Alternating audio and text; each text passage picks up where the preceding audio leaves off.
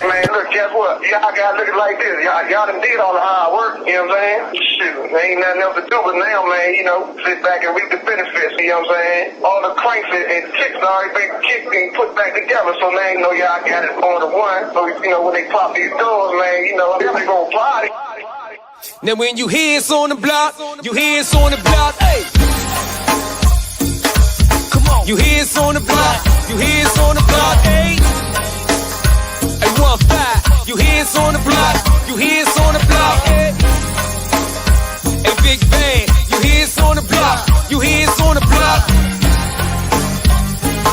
Hey, like this. Well, I said y'all know this thing gon' rock when you crank this round your block, around the way, around the way, around the way, southwest around the way. Well, I said y'all know this thing gon' rock when you crank this round your block, around the way, Trinidad around the way, around the way, yeah. Hey, I said this is for the G's and this is for the gangsters. Round my way, Carlito's way. The gangsters already know it's Lord Damo. I'm pumping that dro. Hey, I get money, I get dough, and stacking dollars. Hey, I ain't tripping on nothing like that. My team don't play that. B.A.S.A.P. Hey, a criminal mind they love to hate. I bet this fool make it stop and flame. Okay, who you with? Relentless. Y'all suckers is malnutrition. Yes, I'm on top of my game, young player. Where I catch that, I rock that. Here they come, let's get ready. I ain't gon' talk to my team well, like I said y'all know this thing gon' rock. And then you crank this round your block, around the way, Trinidad around the way, around the way, around the way. Well, I said y'all know this thing gon' rock. When you crank this round your block, around the way, around the way, around the way, around the way. I said you know it's gon' rock, cause relentless don't stop. You know it's gon' rock when they play us on the block. You know you gon' hear, man, put me in the clear. Always see me with them headphones in my ear, cause I be rockin' that relentless. Now can I get a witness? Run tell them DJs, put us on their hit list, huh? Because you know my band rock, cuz I hug the block, cuz back them bottles pop, cuz. Now look here, some of my mans done drop, but I'm still representing, yeah, I'm still pouring out for 'em. I gotta do it for my coalition, cause this relentless, yeah. We stay on top of our mission, and don't forget the whole district rap. You better get that on tap, man, stacks on deck, look.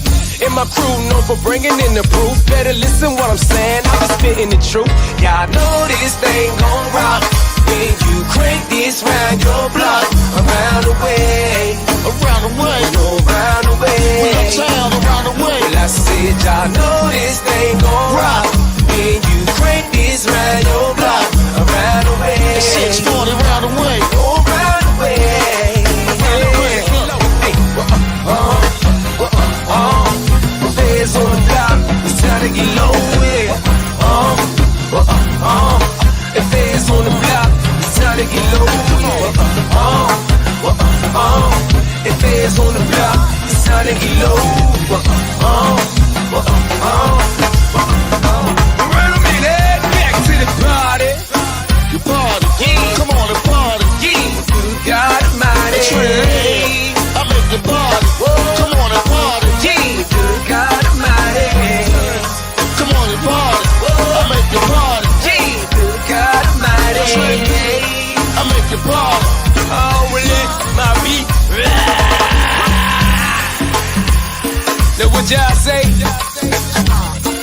Talk to me now. You hears on the block. You hears on the block, cuz. At 58, you hears on the block. You hears on the block, You name more. I say, well, just like that. Hey, well, just like that. Hey, well, just like that, homie, you know where I'm at. When I come out the hood, coming straight from the track. But just like that, player, you know where I'm at.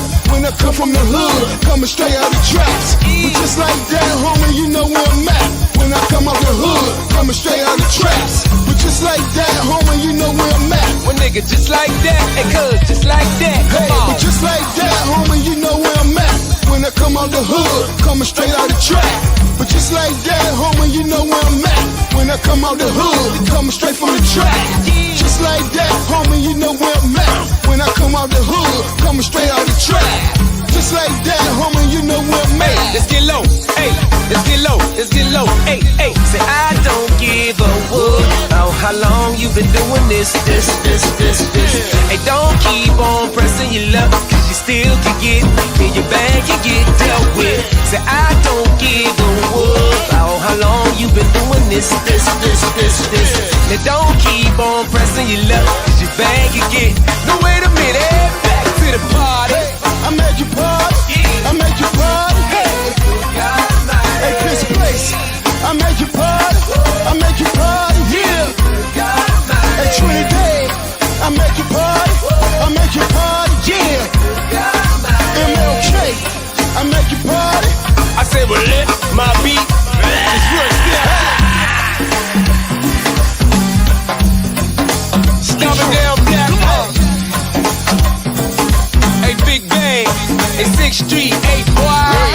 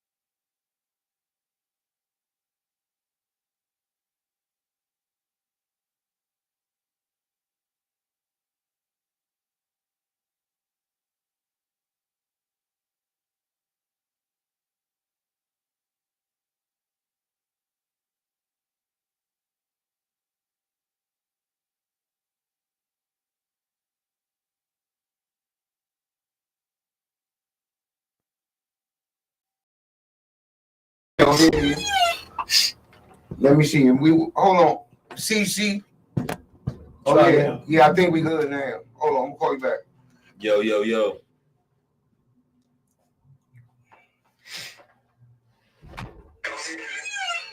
There we go.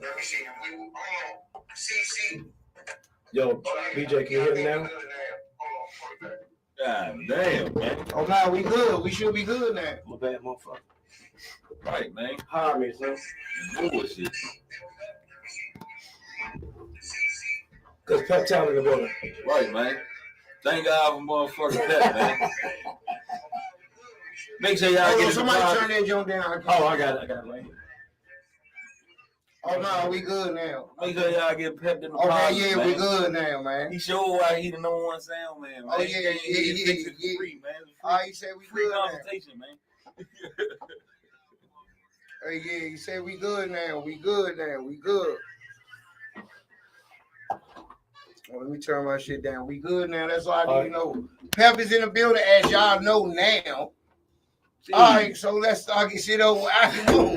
What's up, boy? Man, what's up, man? We back in it. Yeah, we back in it. Everything. So what you do this weekend? I'm gonna talk about my weekend. Like, I mean, this weekend, man, I just really laid back, man. Like lately, man, I just been chilling, man. Just building my empire brick by brick, man. I ain't really been outside. I don't really care to, you know what I'm saying, be on the scene and none of that shit, man. I think at this point in life and the flux of the government and all this shit that's going on, man, it's just time to be way secure and way smarter.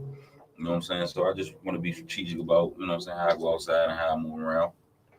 all right, well, I was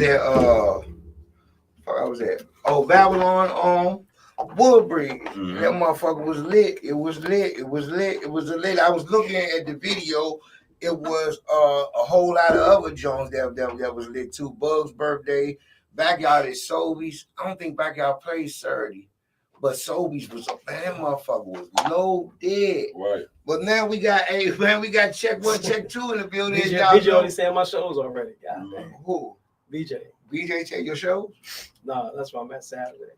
Oh yeah, so yeah, Pep. Oh, you at Restaurant 55. Yeah. Hey man, look, that joint gonna be a good one, but it's all I do is Saturday.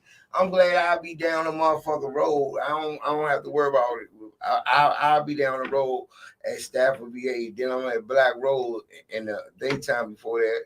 Friday the Bird, Thursday Irving Banquet Hall. I love that to start the week off.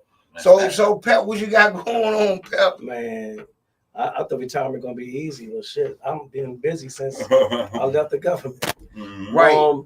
I do Thursday nights down at, it's called New Level now. It used to be the old Elevate joint, yeah. on North Capitol and K.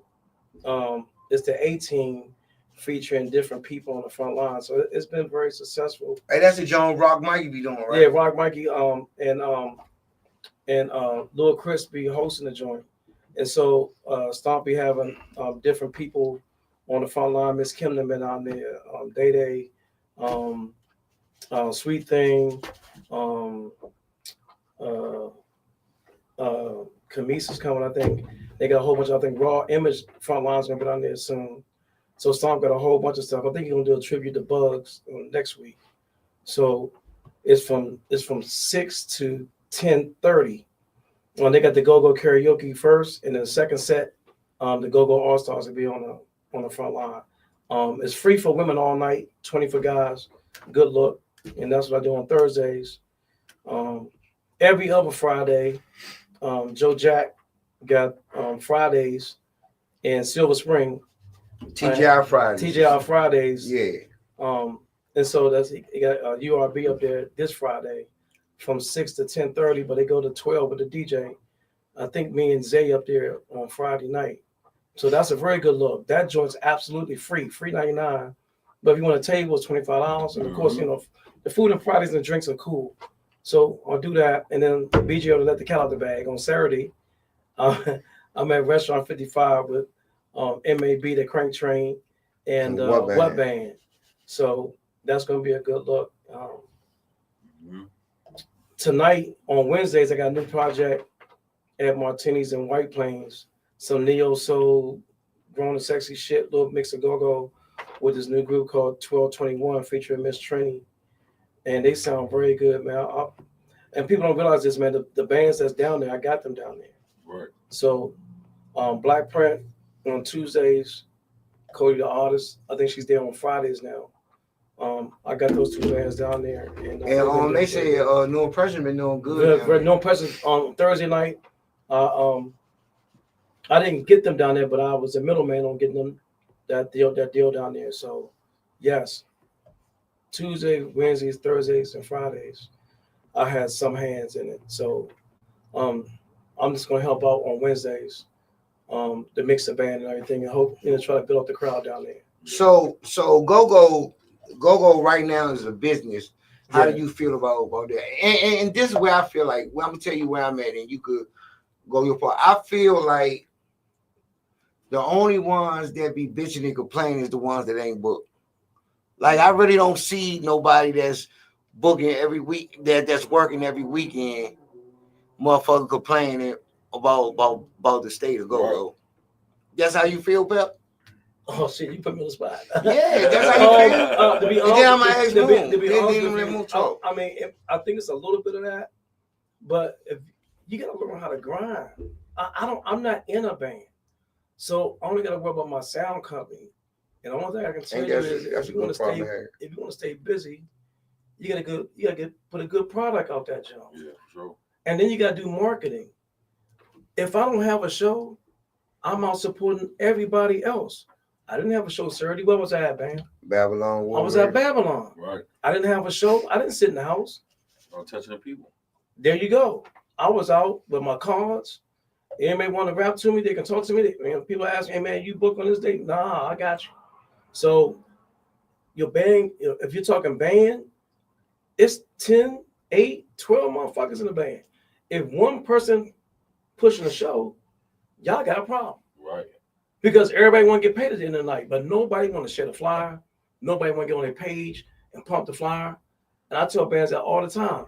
It's 10 of y'all. It's one of me. Right. It's 10 of y'all. How come all 10 people in the band can't bring 2 people? Or can share the information on your page, on Instagram. It's really that simple. You just hit a button. Right. Even if you don't say nothing, at least share the flyer. Right. So at the end of the night, if your money ain't right or nobody in there, whose fault is it? Right. Don't blame the promoter for your brand. It's your brand, and you're part of a band. Y'all a team, y'all a group. So the whole group got to promote. Right. And if they don't, then you're gonna fall by the wayside, and the band that's grinding is gonna get the most shows. Right. So it's a business, but also you can make it easier by marketing and promoting your brand and your band, and all your band on the same accord. Right. So But sometimes it ain't like that. I was explaining to BJ. I was explaining to BJ when me and BJ was talking, right? I was like, sometimes it takes a little bit of common sense too. If MAB is playing by themselves, Right. versus this is all in the same night. MAB playing by themselves, but also MAB was playing with RE in the same night. Where you think people going? It doesn't matter. Look what's happening now. Okay, MAB is at Martini's next door, right? Right. What band is at Encore? What's the difference? It's a preference. Right. But if BJ is promoting that joint's nice. If you ever been to Martini's on the other side, that joint's nice. Yeah, that joint real nice. Food good, everything that joint real nice. It's a good Sunday. But to me, to be honest with you, Sundays, after that shit football season, the more people will come out. Right. But if you can build up the Sundays during football season, they might still come after football season. Right. So you can't, just like me and Bird, when me and Bird was doing the Sundays at Fire Station 1, it wasn't Bird. It was Fire Station 1. They didn't understand. I tell them, listen, football season 16 weeks. You can't be fucking around and say, all right, we're going to do it these 2 weeks, but then we ain't going to do it this week. No, you got 16 weeks. The fucking Commanders are playing, Dallas playing, the Baltimore Ravens playing. Right. Do the fucking shows. Do the fucking shows that people want to come. Easy money. And when we did that shit for 4 straight weeks, the fucking crowd was there. Right. When we started taking off weeks, it was hard to get them back. Right. So if you build up Sundays during football season, you can continue that shit after football season. I'm just saying, if you want to start Sundays, start that shit in August when preseason happen, and keep that shit going. Hall of Fame. So by the time November, December roll around, that shit packed. Right. And Sundays was free, right, man? It was free to get in. We just had to make sure the bar made money. We got paid off the bar. And I think that is a make or break. It's a gift and a curse between the free shit and the pay. Because it's packed. If it's packed, listen though, bro. If it's packed, motherfuckers gonna say, "Oh man, it was free." Of course, everybody come. But what happens when it's not packed? Oh, it's only about 30 people, and it was free. Yeah, you can, like I say, man. The Sundays you can build that shit up around football season. And look, Baltimore had a good ass season, and the Commanders had a good season. Dallas didn't do that good, but it's a rack of Dallas fans. Right. If Dallas come on at 4:00, nigga, Fire Station 1 was packed. If the Ravens played at 4 or the Commanders played at night, Fire Station 1 was packed. It was packed. Yeah. But we didn't keep that momentum going for the whole 16 weeks because the owners didn't understand that shit. And it kind of pissed me off, even though monetarily I was just there to do the sound. I got paid for sound. Right. But my sound company don't do well if it's only 10 motherfuckers in there. I can't promote my sound company. Right. I can promote my sound company. I got 100 motherfuckers in there, and somebody got a band and playing the band. Say, "Hey, Pep, man, you available on Thursday?" Yeah. Right. I can get gigs off of your fucking shows if it's people in there.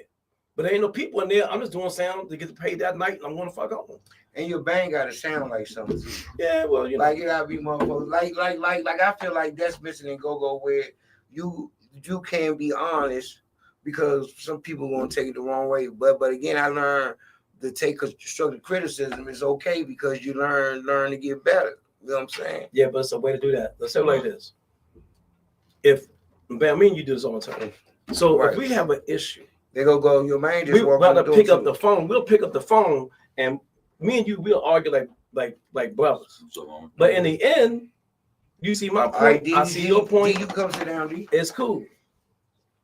Right there beside Pep D in the building, y'all. What's up? Oh, what's up? You can see right here, right there. That's no, he too big over here. So, Yeah, we in the camera. just like D, I'm gonna take. Look, What's up, man? me and D ain't never had no issue. D just can't have been on phone session. Right. I'll pick the phone up, or he'll pick the phone up, and we'll have a discussion about stuff, especially about promotion and shows and shit like that. And what me and him talk about on the phone, we'll never get on Facebook. Yeah, that's the same thing. A lot of me, shit, you and me, man. Bird. Look how many conversations we had. Did it ever reach Facebook? Never. Now, when we was Never arguing with each other, some shit hit Facebook. That shit was entertainment. Right. But people didn't know that we was talking on the phone, Right. and the shit we was talking on the phone, it never went anywhere Right. there. But some people want to give you criticism on social media, which is not right. Right. Because that way now everybody getting into your business and everybody got a comment, everybody got an opinion on what you should be doing and what I should be doing, all that shit. Right. I think like is go-go is in a good state. Like I said, I see nobody that's working complaining. I don't see you complaining. I don't see D complaining. I don't see Dean complaining. I don't see these people in these camps complaining. Right. So Who complaining? no, you know, people like oh man, the top 5. Hey, listen, I told Dan, me as a motherfucker that star shit that's in the media, I would never stop doing that shit. Cause people gonna talk about it. They gonna talk about it least. They gonna give you at least 3 motherfucking days of that shit when you drop that. Cause somebody's gonna be mad that they. But I honestly said. I'm not saying this because it was DD in here. I said I would have took positive vibes all and put Obsession there or the unit because the whole month of February, those brothers been working with. You had Piano Keys, you have Shock Bar was there. So we talking about the month. If we talking about the month, I'm telling you who was working. I know, but okay, the spring and summer's coming. Everybody lining up shit. I know some of the situation because I talk to their manager all the time.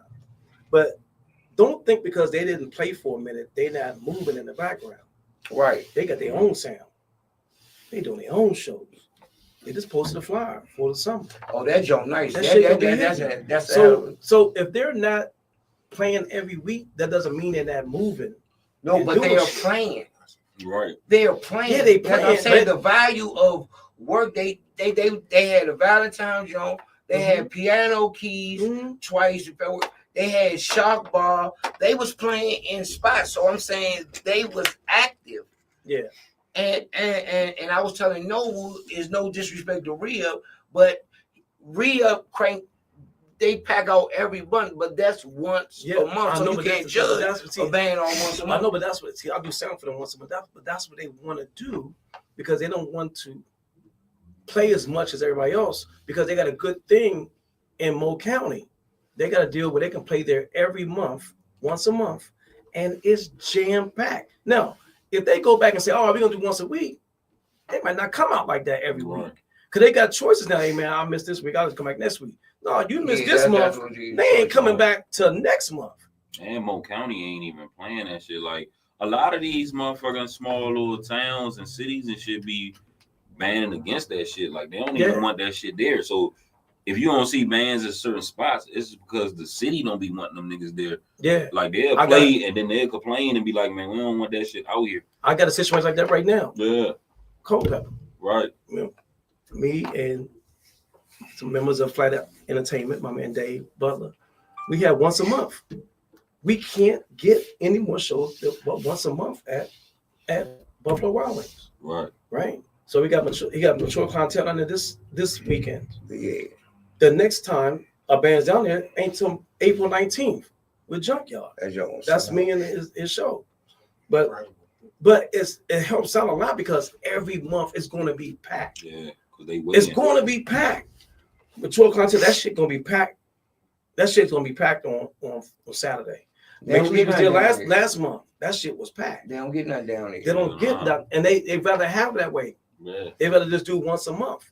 Right, keep the violence down. Keep the violence down, all that shit. There have been no incidents, so it's a good thing. One thing about Culpepper and shit, I don't know who was in the water down that motherfucker. Them niggas be some motherfucking knuckleheads, man. I know, man. Because they don't do shit once a month. Right, god damn. So it's a good thing when you don't have no incidents. They like, okay, you can come back and come back and come back. But niggas like Jeebus Creepers, they come out once a month and cause trouble. That shit, wow. So we got D from Obsession in yes, here. sir. And D is moving. D, first question is, will we having this group until we get to the 72 Bridge in here? How you feel about the state of go-go now? I mean, you always gonna have the complainers, you always gonna have the positive, the negative. It just go both ways.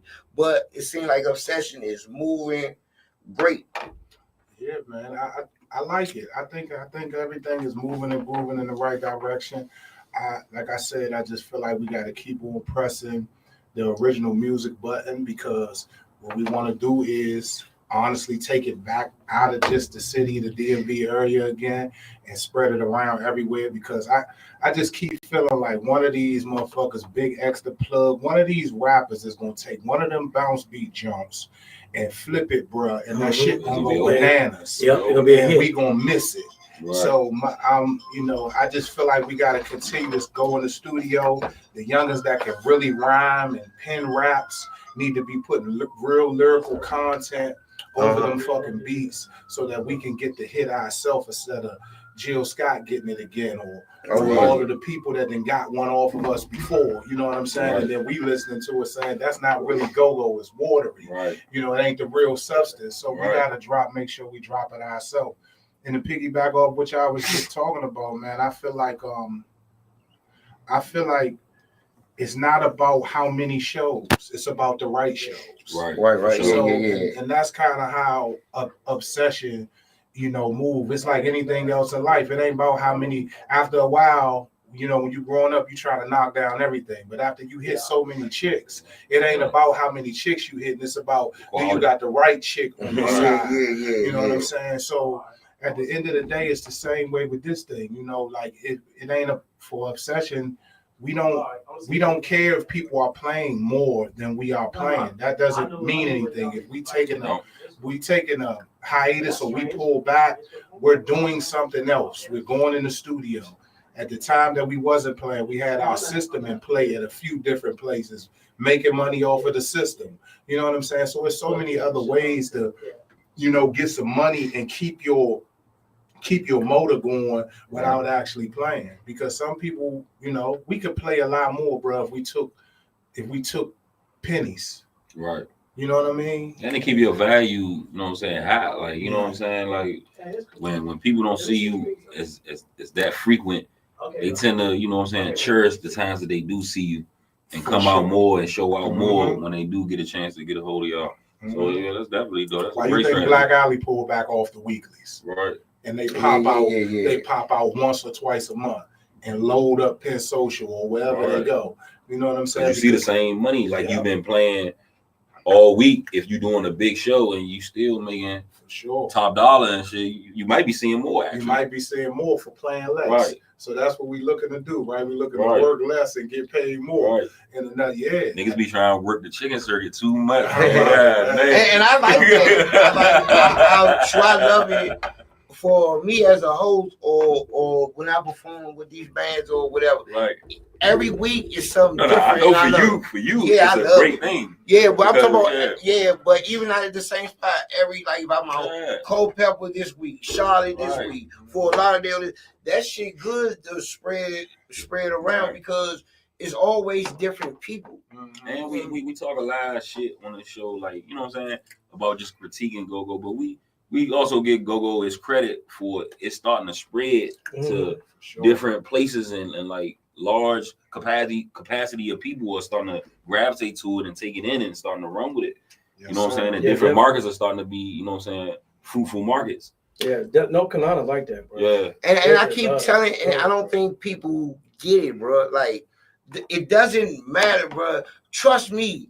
I talk to a lot of promoters, like take Dano. He don't give a fuck how a band sound. Right. He don't even sit there and listen to him. All he know is that bring numbers. I'm gonna get them, how my bar look, how the door look. You can tell when he in Babylon. He looking at the door. He looking at the bar. Like that's what he cares about. He don't give a fuck how you sound. As he should. Nigga Dano done graduated. He done. I swear to God, I've been going to Babylon for a long time.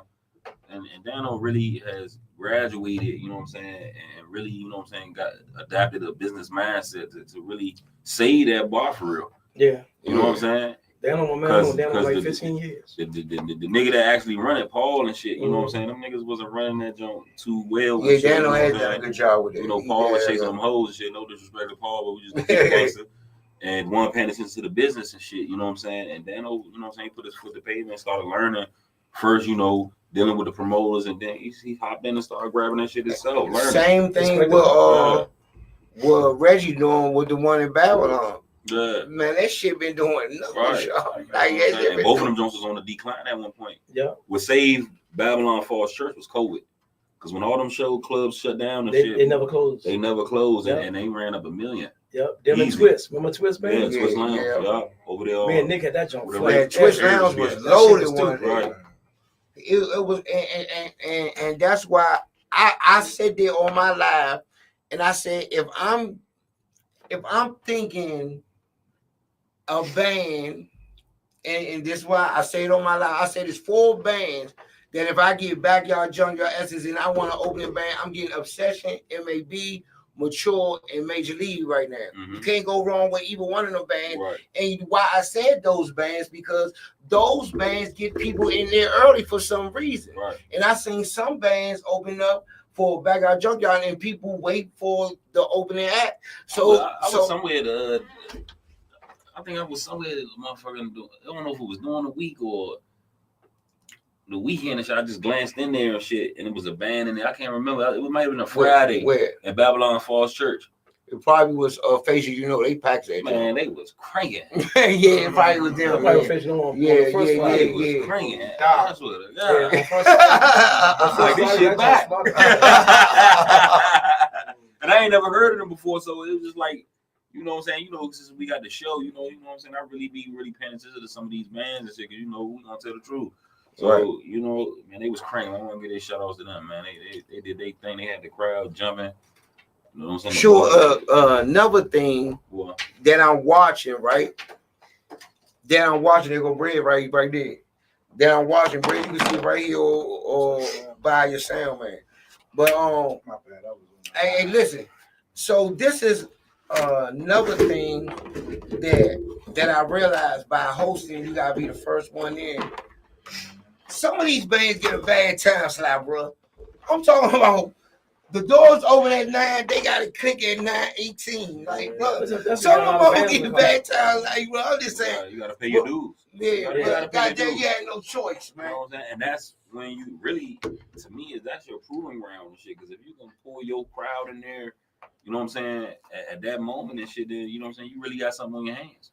Yeah. You know what I'm saying? So the niggas that really complain about them time slots, man, your crowd ain't good, man. So you complaining, you want to play when the big man crowd get there so you can show out. Man, cultivate your crowd. If you gotta be there early, make sure your fans there early so you can get your money. So people can see, they can actually see your stats. Instead of you know what I'm saying, juking the stats by mixing your crowd with the main crowd and shit, you know what I'm saying, or the people that be there anyway.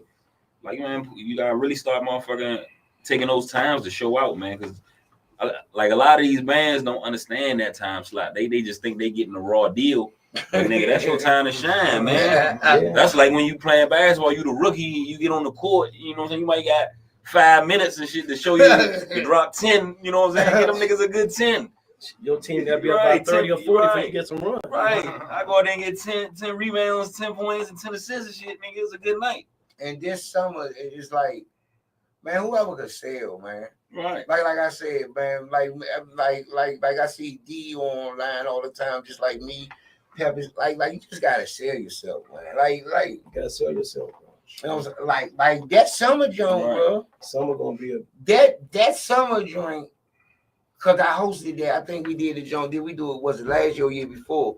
It was me and Capri hosted. It was Obsession, RCA, Devin the Dude, Garvey, all the motherfuckers, Pinky, Kirk on all that. The joint was nice, but guess what? Each band with the early time slot band, I'm like, damn, this joint job think early. I'm talking about this shit 12:30, bro. Right. And motherfuckers up here, and I just feel like you gotta do your man, you gotta do ain't your no thing. excuses in this shit, man. Like, I don't know why niggas just make so much excuses and be complaining like you ain't in control of your own destiny. Niggas be acting like just everything just stop you from being great, man. Like you gotta go out here and demand greatness. Fuck it. Go all out. Nigga don't respect it, make them respect it. You know what I'm saying? And that'll change everything. Right. Niggas act like that shit rocket science. Yeah, just like D is a Landover Palmer Park, and they played out Babylon Woodbridge, and them people was out there early. Yeah. Some Some people never even saw Obsession. And some people like, man, everybody gotta get a shot. So one thing about the state of Virginia, bro, them motherfuckers be coming out, y'all. Hey, look, Right. I don't know They give what a it giving nigga is. the a call shot. good, they coming out. Right. They give niggas a shot. You know what I'm saying? For real, they don't. Right now, they keeping The shit alive. shit popping. It is. Especially during the pandemic. I don't know why. Yeah. I've been living in VA for 17 years now. And it seems to me, especially during the pandemic, when everything was closed, VA was still rocking Right. out with go-go, and people was coming across that fucking bridge with masks on, bro. Right. And when I seen fucking Babylon and Twist had 400 motherfuckers in there with masks on, during the height of the pandemic, Right. bro, go-go strong as fuck. And bro. then, And and then you get to be out there and get easy money. You ain't gotta worry about the car break-ins. You don't gotta worry about getting jacked, No. shot. You can come party and go home. Yeah. That shit is more valuable than anything.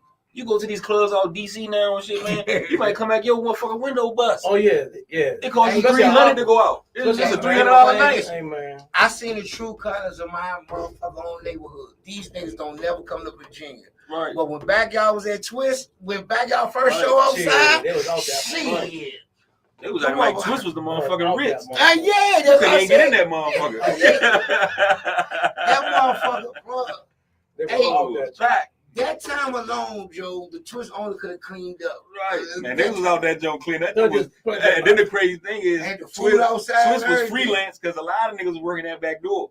Yeah. They ain't gonna keep it real. A lot of niggas working that back door. They was working the trap door. There's a lot of little sneaky money made. A lot of shows I was a silent partner on, and I'm telling you, it got so packed the owner got scared, bro. Yeah, hell yeah. Hey, He Joe, got scared because he like, bro, I can't let nobody in. Yeah. We actually was selling fucking tables for $700-800 with yeah, a niggas bottle. was paying Right. that- Just hey, so people can niggas get paying. in. Right. Hey, But but it that was was stupid. niggas when first That come was a rare outside. time. When niggas first came outside, Right. I'm talking That was about. a real time. We did That the shit first was show. We crazy. did the joint with they did it was TCB. That was the first show Right. outside. Motherfuckers paying like $200 to get Right, Right. it was crazy. Real shit. It was 1 month. I swear to God, at Twist, it was 1 month on the pandemic. We did Backyard, Junkyard, New Impressions, TCB, Still and Still Familiar. It was Mhm. 5 weeks in September. Right. Every week we had 700 motherfuckers in that little ass spot, bro. And one time they did offer you outside I the did offer you daytime. outside. Right. The junkyard at nighttime Junkyard upstairs, upstairs. inside. That was that twisted shit, right? Yeah, that shit was Right outside. I think I remember that. Yeah, because Pep did the sound of both Right. of them. Then sound upstairs and down. That shit was They like Bullshit. two VA, sisters in man. that junk. VA saved fucking go and during the pandemic. Don't give a fuck They what did. nobody say. The DC went virtual. Them niggas was on some virtual shit. Yeah, they was on virtual shit. You know what I'm saying? Yeah, they weren't having It that shit. ain't nothing like bro, that, but that physical shit. VA was like Commonwealth, like Come on, motherfucker. bring your we ass down open. here. Get some of this Commonwealth money. Like, Oh, we yeah, 40% open. Shit. Right. You was damn like 100%. Mhm. Them motherfuckers in that junk. Yeah, motherfuckers. Spending man. top dollar. Hey, Everything double. Hey, listen, you go in that junk, had the motherfucker Timothy Jones right at the Right. door. You know what I'm saying? Put It your is- thing back I'm telling you, there. and Pep, right? Them niggas was scared because, you know, them people walking that door, man. Them If fans people scared, they're gonna need shut that shit down. 20,000. Like, you know what I'm saying? Like, I used to do gas work, you know what I'm saying? This is kind of off subject, but it's just like when them people walk through like the ocean and shit like that, walk through that They shut motherfucker, down. man. Damn. It's just like with the club shit, like them motherfucking them tickets be heavy. Like Yeah. 20,000, Yeah. 18,000. to shut your ass down. Because of the point we couldn't even start promoting that shit on Facebook. And the owners like, don't promote Right. it. No real shit. This dude, Yeah. like, Secret word of mouth. location. Right. He didn't want to promote that shit when Yeah, they got packed like that. them Man. people was showing up. Yeah, he had to do secret low. Right. Secret location. Saved his ass. But you know, though, I'm trying to say what happened during the pandemic too is that we all got creative and we started using technical stuff, right? The live streams and shit. And the live streams was pretty damn good as it started getting better when we started doing more of them. Mhm. The sound got better, all that. I'm gonna tell you what's kings of the motherfucker. And I ain't going in front of them. Fucking mature clientele and fucking subtle had the best fucking live stream. Oh yeah, that The Beans shit was Jones, that crystal Beans and Cool fucking Jones. clear. Let me tell you, I did fucking UCB down on U Street live stream. Oh In the yeah, I middle of that remember when you did that. motherfucker, 20 DC officers raided that motherfucker. For real. Man, shut that bitch down. The only thing to say to all of us, because that motherfucker smoking and everything, Right. the bar was closed. Mhm. The bar, we wouldn't sell no liquor, there was no bar. Right. Just that the band with a whole bunch of people. Right. It was just probably us, the technical people, Right. and the band. But then, Mike Motherfuckers ain't gonna bring everybody. Hey, bro, But that shit was especially uptown. That shit was wild. Mikey, The police came doing a like, live y'all got stream. Mikey fucked up uptown. Yeah, that shit was cool as Hey, fuck. That I shit want to was ask you a question, Pep. Why I did him in? Yeah. Like how do you determine who's going to be on the check 1, check 2 show? Is it by location? Is it by how hot the band is? Mhm. Is it how they could bring people or how they sound? Like how do you determine who you gonna put on the show? Like if you planning the show right now for the 4th of July, how do you determine what bands or how many bands gonna be on it? Pretty much everything you said. Location. If I go, to be honest with you, if I go to North Carolina, it's only 4 bands I'm gonna take to North Carolina. To be honest with you, Right. Northeast Groovers, EU, Junkyard, and Still Familiar. Mhm. Cause they're a draw out there. It doesn't matter what combination that I bring, they're gonna be a draw out there. Everything else at home, he's right. It's location, it's how hot the band is, it's what the people want to see. Right. Even though people say that Go-Go's not territorial, yes, it is territorial. Hell yeah. If I'm in this man's Landover anywhere, I'm calling. Right. If I'm anywhere in Annapolis, his band's connected in Annapolis. I'm gonna call that man. I don't have no shows in Annapolis right now, but if I was at Vibe, I would do a combination of Junkyard, Obsession, and Project 360. Right. And Occupancy. What's the name? Yeah, occupancy. I know. what Them. you're talking about. Yeah. It can make sense. I can't do that card in VA. I might not get the same. I might not get the same push in VA as I do in Annapolis. Every band got their own trap. You know what I'm saying? You put those youngins on there. Oh, the young 3-part, yeah. I'll put them on the card. It all depends on the location and that young group Hey, is that hot. vibe, hey, that club vibe, it got the bang. it got the bang. Like y'all down there, Surdy, Obsession, and DC Vibe. Yeah, no. Motherfucker gonna be loaded. I got Junkyard down there on the 29th. I got Northeast Groovers down there next month. I only seen that. But I don't know. It's opening bands. I don't know who they are. I think Opposite is one of them. And that's so funny. Like, people talk how far it is. They put a car together, backyard in Northeast. Everybody and their mother was down there, motherfucker. Yeah, you're not gonna see that. You're not gonna see too many of those cars. Hopefully you'll see more of those cars that they do in the house theater away from. Not saying DC government, because DC government money is DC government money. Right. But you gotta know how the government works. Right. The bands don't get that money right there. It's 30 days, bro. Trust me. I've done contracts. I've done shows for DC government. It took me 28 days to get my money. So that show you saw, nobody got paid yet. Right. They might have got their checks now, but they didn't get paid the day of that joint. That's because it was free. They know that motherfucker coming in. Oh, it's coming. Yeah, that motherfucker hefty. So, hopefully, somebody would do the square. And you know what the square is in Go-Go. It's right as this Northeast Groovers Junkyard back. But that was my problem though. But the problem I had with that show was so many promoters. Your man and my man Huff, I know Huff been trying to do that motherfucker. They try to put that, they got that money that they didn't have to wait too long to put together. But I think for some reason the band managers or the organization know that motherfucker they gonna make some money. It's gonna be loaded. My thing is this then. I would do my name in the hat. They know that, and they not doing it because they know what the promoter gonna get. Right. The four bands get together and do it themselves. So I think all they four actually bands get together, link up, and say whatever come off that motherfucker. We split it 4 ways, or split it 3 ways. It's gonna be incredible, however it get done. But guess what though? And then if they don't want the promoter to get, they can still hire a promoter. They can hire a promoter. Push it. But the thing is, okay, it's an easy show to push. Bam, okay. Is it more important that the bands do it, or is it more important that the fans want to see it? The fans want to see it. Do the shit. Right. Nigga, I'm 60. What the fuck I'm waiting on? I've been to. I was at the Cap Center. Right. I was in my 20s when I went to go see that shit. Go Live. Mm-hmm. Nigga, I'm 60, and the next one didn't happen yet. Why? Right. But guess what though? Why? Okay, so why can't I can tell you why. Go ahead. It's fucking greed. But it's fucking greed. When I went to Cap Center, the fucking ticket was $22.50. It was $22.50 for that fucking card. Hey, but guess what though? Just how people want to see that four corner on the crank circuit. People, I inboxed the other day. People want to see Major League, Obsession, MAB. I'm leaving one out. And mature content. Okay, all right, do it. There's another four corner that I know will bang. Do it. I'm just a messenger. Okay, so let's talk about. Didn't I ask you about that? So let's talk about that card. All right, so you talk that card. I know. Okay, so that card will have to be done in Maryland, right? That card has to be done in Maryland, not Virginia. So where are you gonna do that card at? Anyway, Fast Eddie's? No, Fast Eddie's ain't gonna be able to hold that. Why not? I don't think you think. What's the biggest? Okay, what's the biggest spot in Maryland? I think Fast Eddie can hold it. I seen 800 in there. I seen even 700 motherfuckers in there. Okay. So the logical place would be Fast Eddie's, right? It's the most open space. Most open space. Well, let me tell you, you know what the problem of that show gonna be at. Huh? And my brother's right in here with me. You know what the problem of that show gonna be at? What's gonna be the main problem with that show? And what? What happened?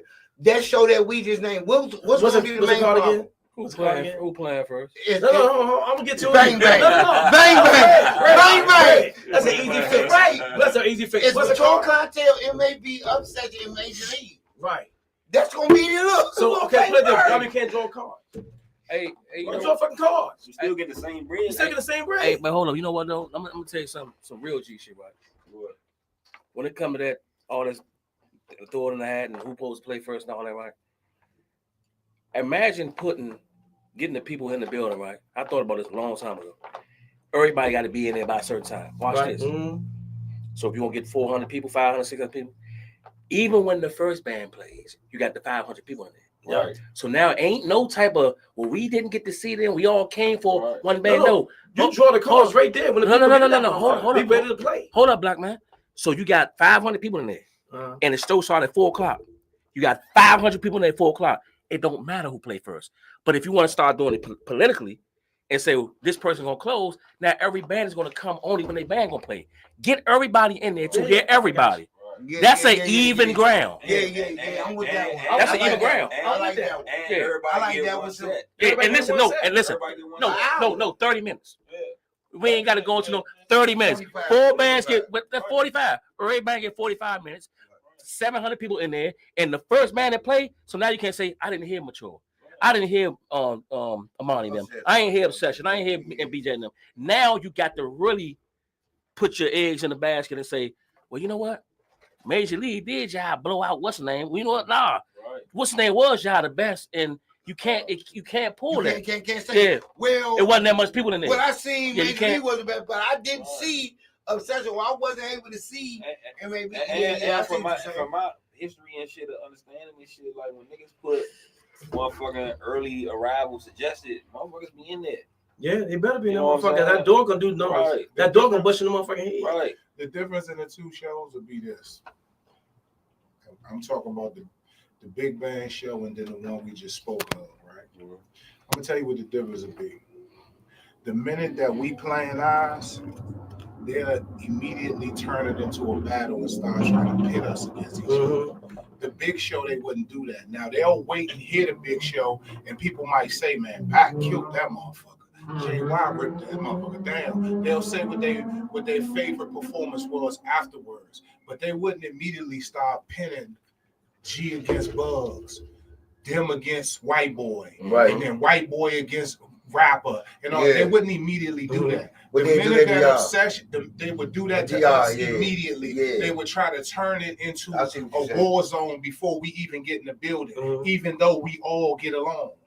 They would try to paint that picture of it's a battle, and that's the part that be driving me. Now, why we can't put them 4 bands together and put that show together, and it just be we gonna all go in there and split this club down the middle. Yeah, but you know what I'm saying? But just the thing about that, how if it wasn't a battle, BU made it one.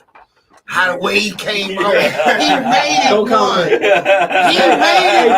He said the champs are here. If it wasn't a battle, he made it. But you gotta realize that. Junkyard is a fucking battle band. Right, they love that shit. Bro, on a big show. Right. Yeah, fucking with them on a big show. But I think. But it wasn't said before. It wasn't said before. We didn't know that. No, it wasn't said before. But fairly. And I told you the thing about that show that I was more happy about, the nigga Rapper held his motherfucker on and stood on business. For a nigga to be up there and leave Mike in without a dominant, with nobody else on their front line but Hug, which all the other man do, man, he did that motherfucker. Oh, man, that boy. Man, out to him. He went up there really by himself and put NEG on his back. And I mean, they got. Not only did he do that, but let's not forget they got them hits. So when them hits go on, it's gonna go up. They got plenty of hits. I mean, original hits that only they can play.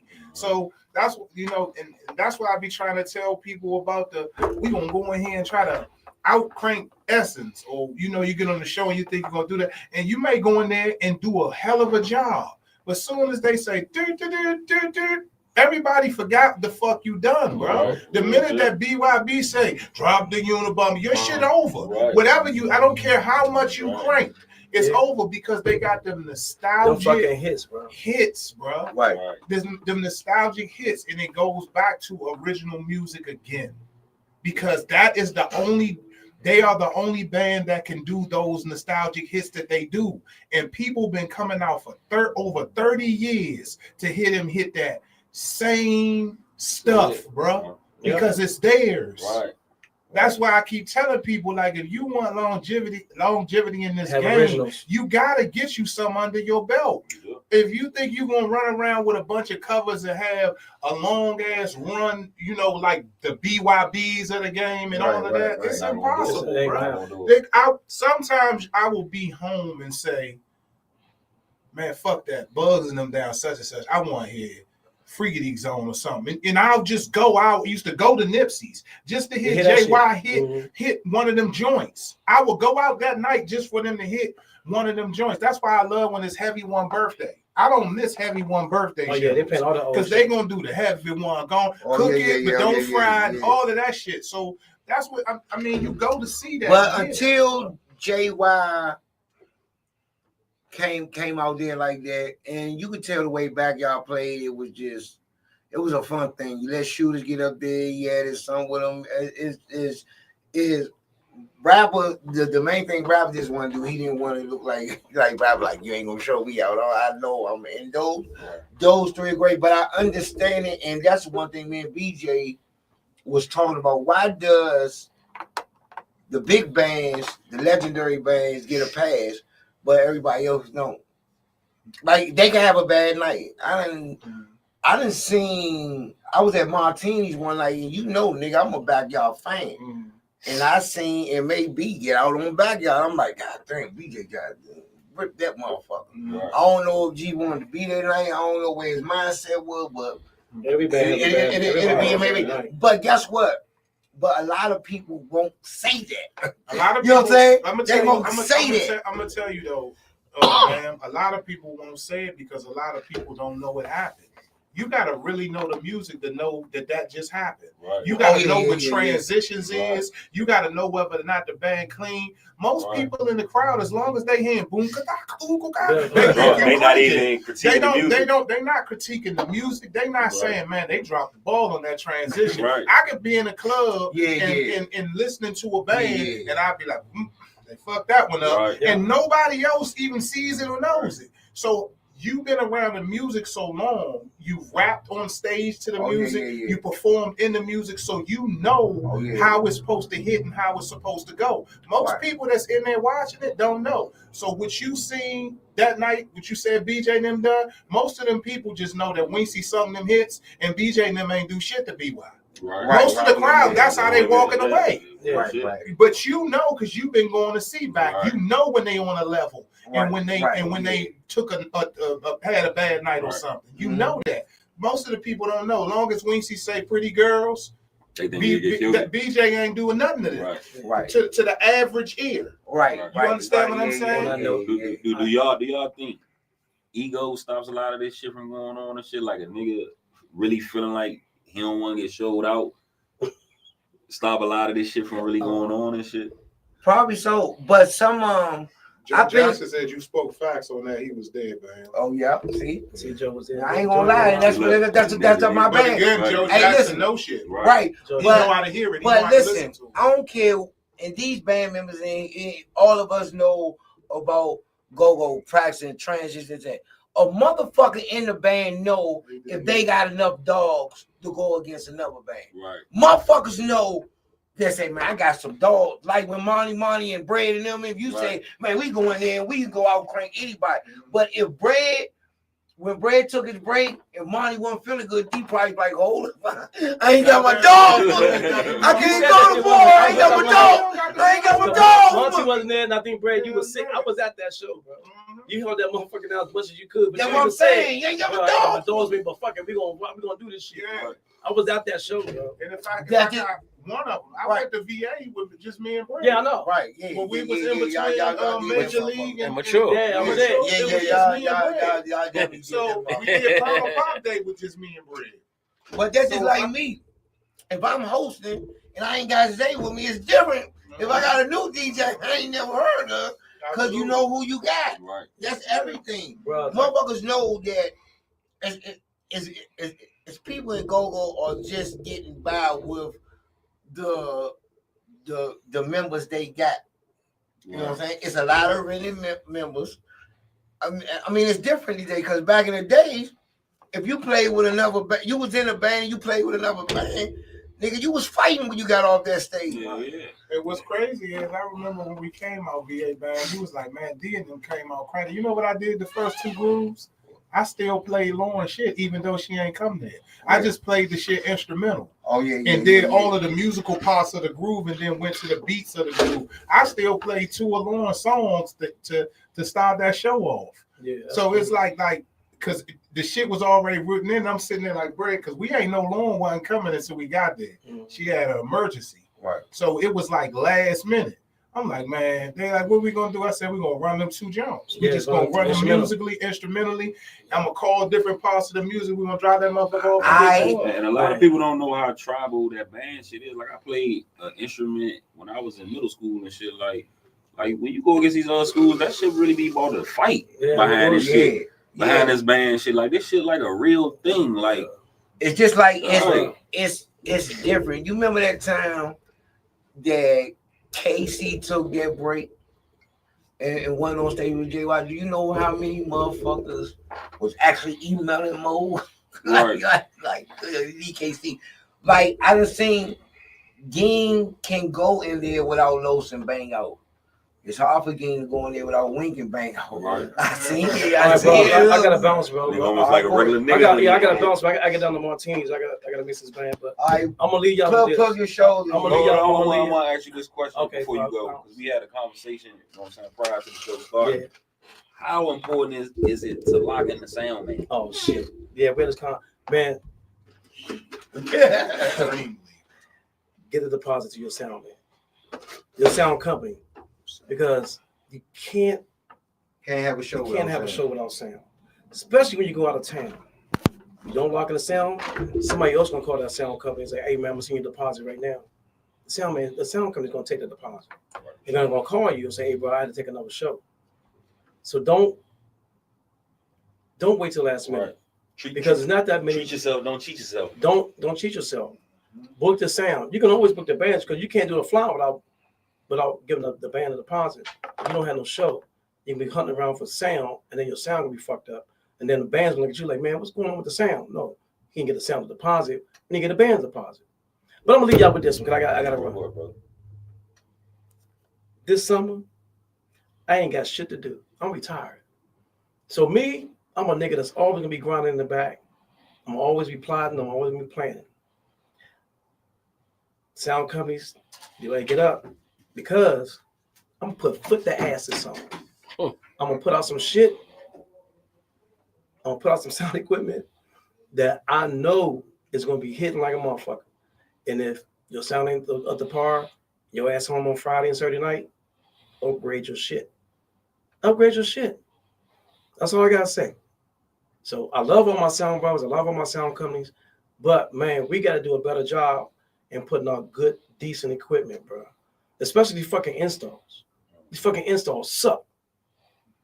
I don't have time to try to go out and mix a band, but then fix your shit to mix the band. So if a mic don't work, you got bad mic cords. You know your motherfucking heads are bad. You know your fucking Congo heads are fucked up. You know your drum heads fucked up. Change that shit, bro. Right. Change that shit. Then nobody will call you about your fucking sound. Right. So this lock in, man. Do a better job, man, because the sound is everything. The sound is everything. Everything. Whether you locked in with that band or you just a hired hand, you want to make sure you do the best job you can do. And that's all I'll be trying to do. Do the best job I try to do when I go out here and do sound for Obsession or anybody else. I'll always try to do a good job.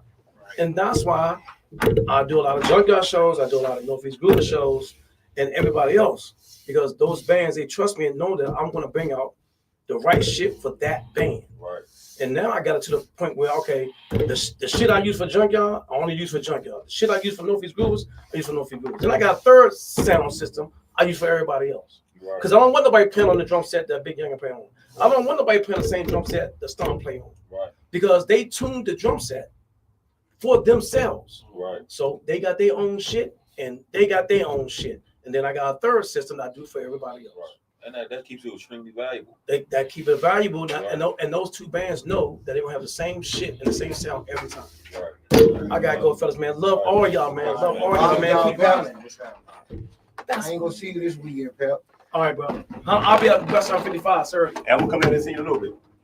Oh, tonight? Yeah. Yes, sir. I got to go to the mix. My man, Chili from here for Positive Vibes. What's going on, That Chad? motherfucker, man. First of all, I gotta give you props for dealing with Dollar What's up, Bill. Slam? Dollar Bill, tough motherfucker, bro. He is. Tough motherfucker. So I mean, the positives, man. That's it. Like another thing that we get into before we get to Chill D. I'm gonna get to you on this one.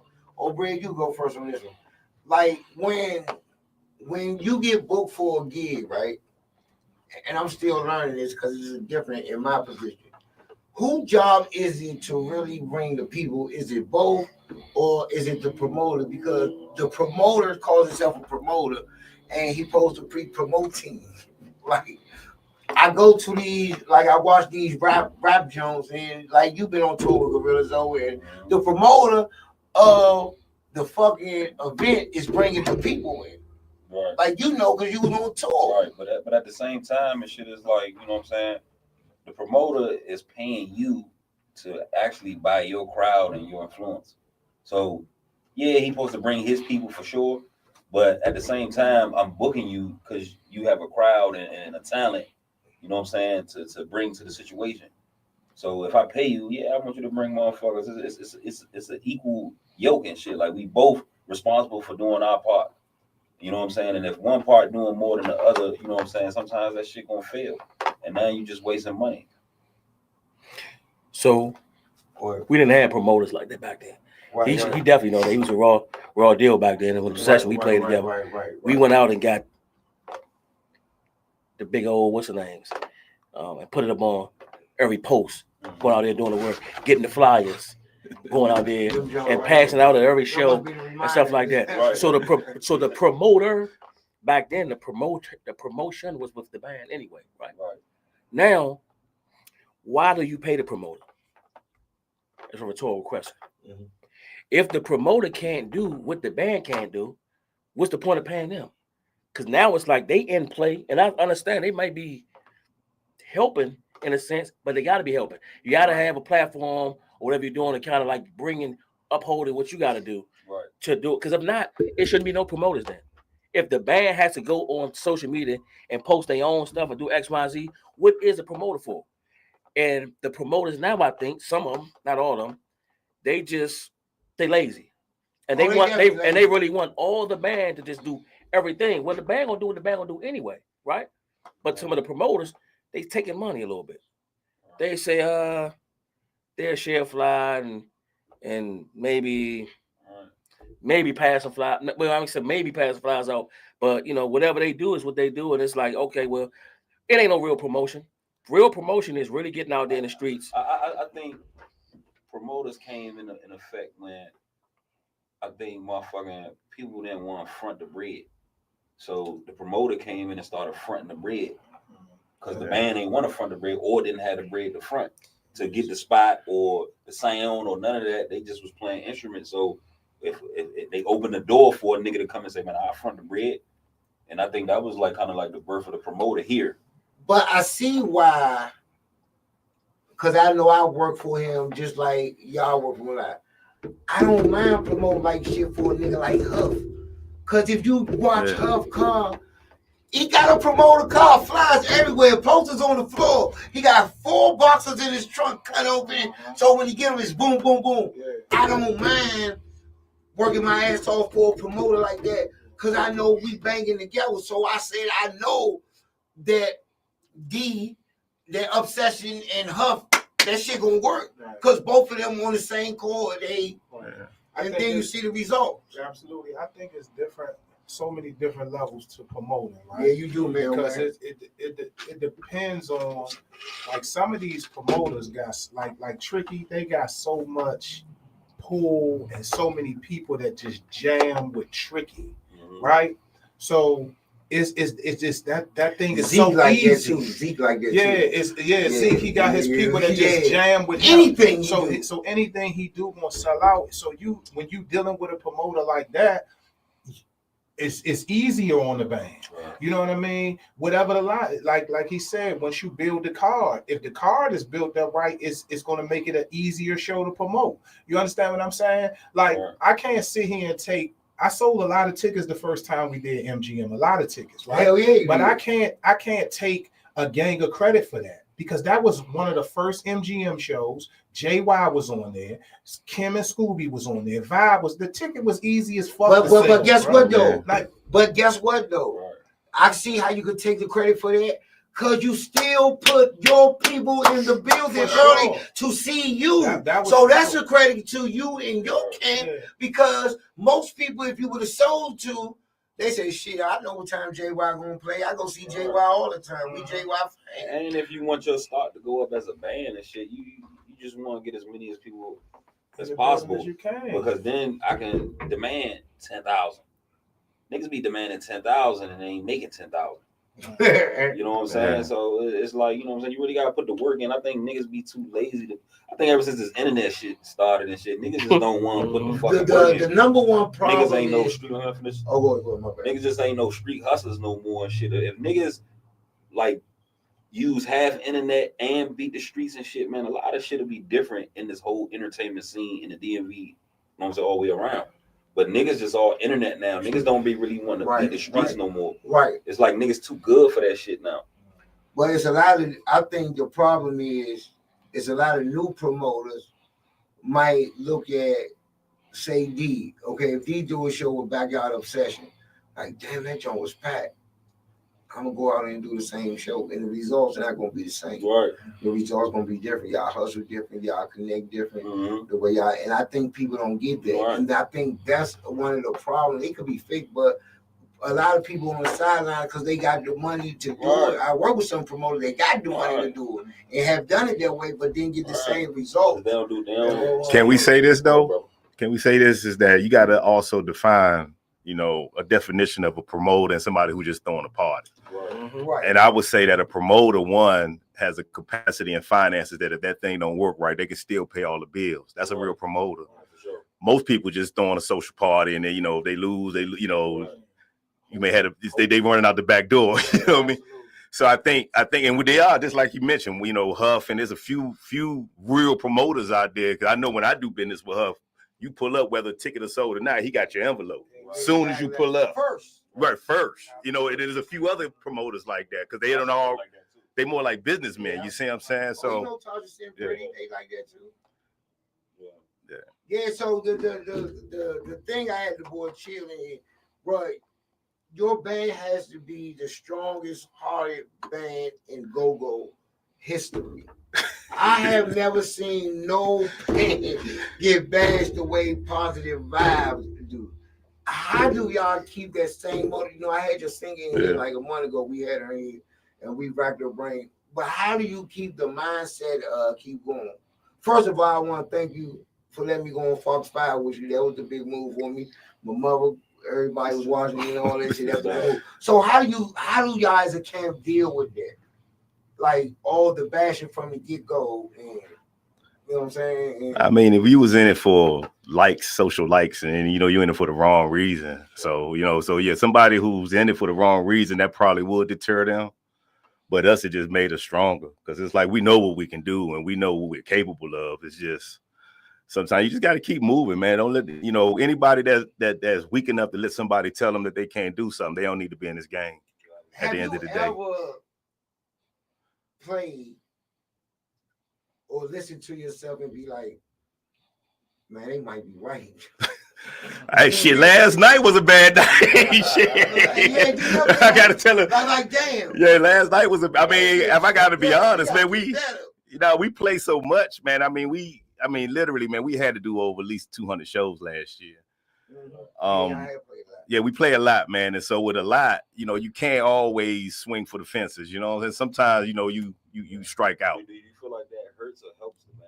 No, I mean, every time we get on the stage and we play, it always is a benefit. We always learn. If you ain't learning nothing, then you ain't got no business being up there neither. So even like last night, wasn't about, although everybody said we did all right, personally, we know it wasn't our best effort. And so then, the way we look at it is just like a basketball shooter. You missed a shot, but you still got to go down and play defense. So tonight we play a shark ball. We just like, man, we bring it. Go back to it. Yeah, you got to go back to it. Just let last night be last night. Yeah, we had her on here. Yeah, we had I Am Michelle on here, and she said that she looked me in the morning face. She said, I would like to have more practices because I need to get better. I can't expect them to get better if I don't get better. So I think that's a big commitment, and I done gave Rabbi, like just like D said, some people we might think, or crowd might be, I'm more focused on Marguerite. I might think that's the craziest shit in the world. Right. But Rob would be saying, man, we was all last night. Man, he's so hard on himself. Like we was all last That's why, night. like when you go to traditional like band play, like outside of go-go and shit, like they don't really fuck around with that shit. Like, you know what I'm saying? They take that shit, say everybody working out, everybody on the same accord, everybody got the same mindset, and they go out there and produce a phenomenal sound. So I think in go-go, if a lot more bands and shit lock in with each other and everybody get on the same space mentally, then the sound will be phenomenal. Then you'll start seeing a lot more bands rising, like to the ranks of Backyard and shit like that, and the REs, and you know what I'm saying? Right. I think that might be the problem. Some bands, I think bands think when they come, because we've been watching Backyard and Northeast and all that for so long. So these new bands that come out, they think they're gonna shoot up to the top like Success, and that shit. Right. And I hate that they think that them niggas is gatekeeping. Yeah, ain't no such thing. Like, niggas, you got a chance to do whatever the fuck you want to do. Like, Big G ain't at the motherfucking door with the guns. I was like, man, don't let these niggas in here. And that just ain't happening and shit. So like, it's like you got a chance to become. But some whatever. To your record, bro. Some bands will say, "I done been to promote meetings." Right. They're like, "Man, if they on that joint, we don't want to play with them, or we don't want them to play." So the promoter, right, or the organization has to make a choice. Man, you make the choice. You make the choice and live with it.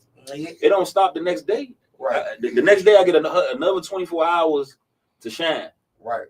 So, I mean, it's all subjective, man. Like, you want to be great, man, go be great, man. You want to put them mental blocks in your head to feel like somebody's stopping you, then, you know what I'm saying? You got to die, fuck niggas. Just plain and simple. I feel you, but I believe that, go ahead. That, man, that's a good way to look at it. But I think that a lot of bands is putting in the work, and it's not really getting the recognition because there is things that's in play where people like to sweep on the rug that the bands that, like my band, first of all, right. Should be and can be in those, different talks and conversations and buildings. But I think that people like to sweep it under the rug and act like it's not there. Hold on, let me hold on. So I understand that it ain't no gatekeepers and all this other stuff. We understand the powers that be is the powers that be. Right. There's DJs in cahoots with each other.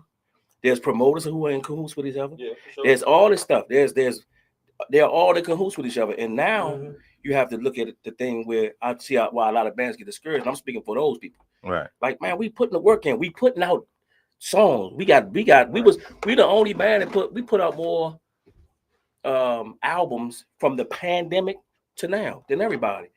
But DJs wasn't really playing out stuff like that. Now, what's the problem? Y'all said y'all want original music. Y'all need albums. We just putting it out there. And I'm just giving it to you, what I'm saying? Do you think it's the actual growth of the go-go fan? The fans are biased. I think that when it comes to like what he's talking about with the music, right? And then since we talking gatekeepers, or people that might be, if they say that this genre needs original music, right? Mm-hmm. And then you go and you start creating it at a heavy pace, right? But then when you give it to the people that say that that's what it needs, right? They tell you things like, this starts off too slow, and then it cranks in the middle, right? And then it goes back. I don't know where to play it at. They start trying to tell you why they don't want to play it, or they'll keep it off and don't let the people judge. The people tell what's a hit. Right. You're a rapper, right? You rap. Yeah. Okay. So if you put out a record, how many people you think probably told that dude that Gold Under My Chain song wasn't a hit, right?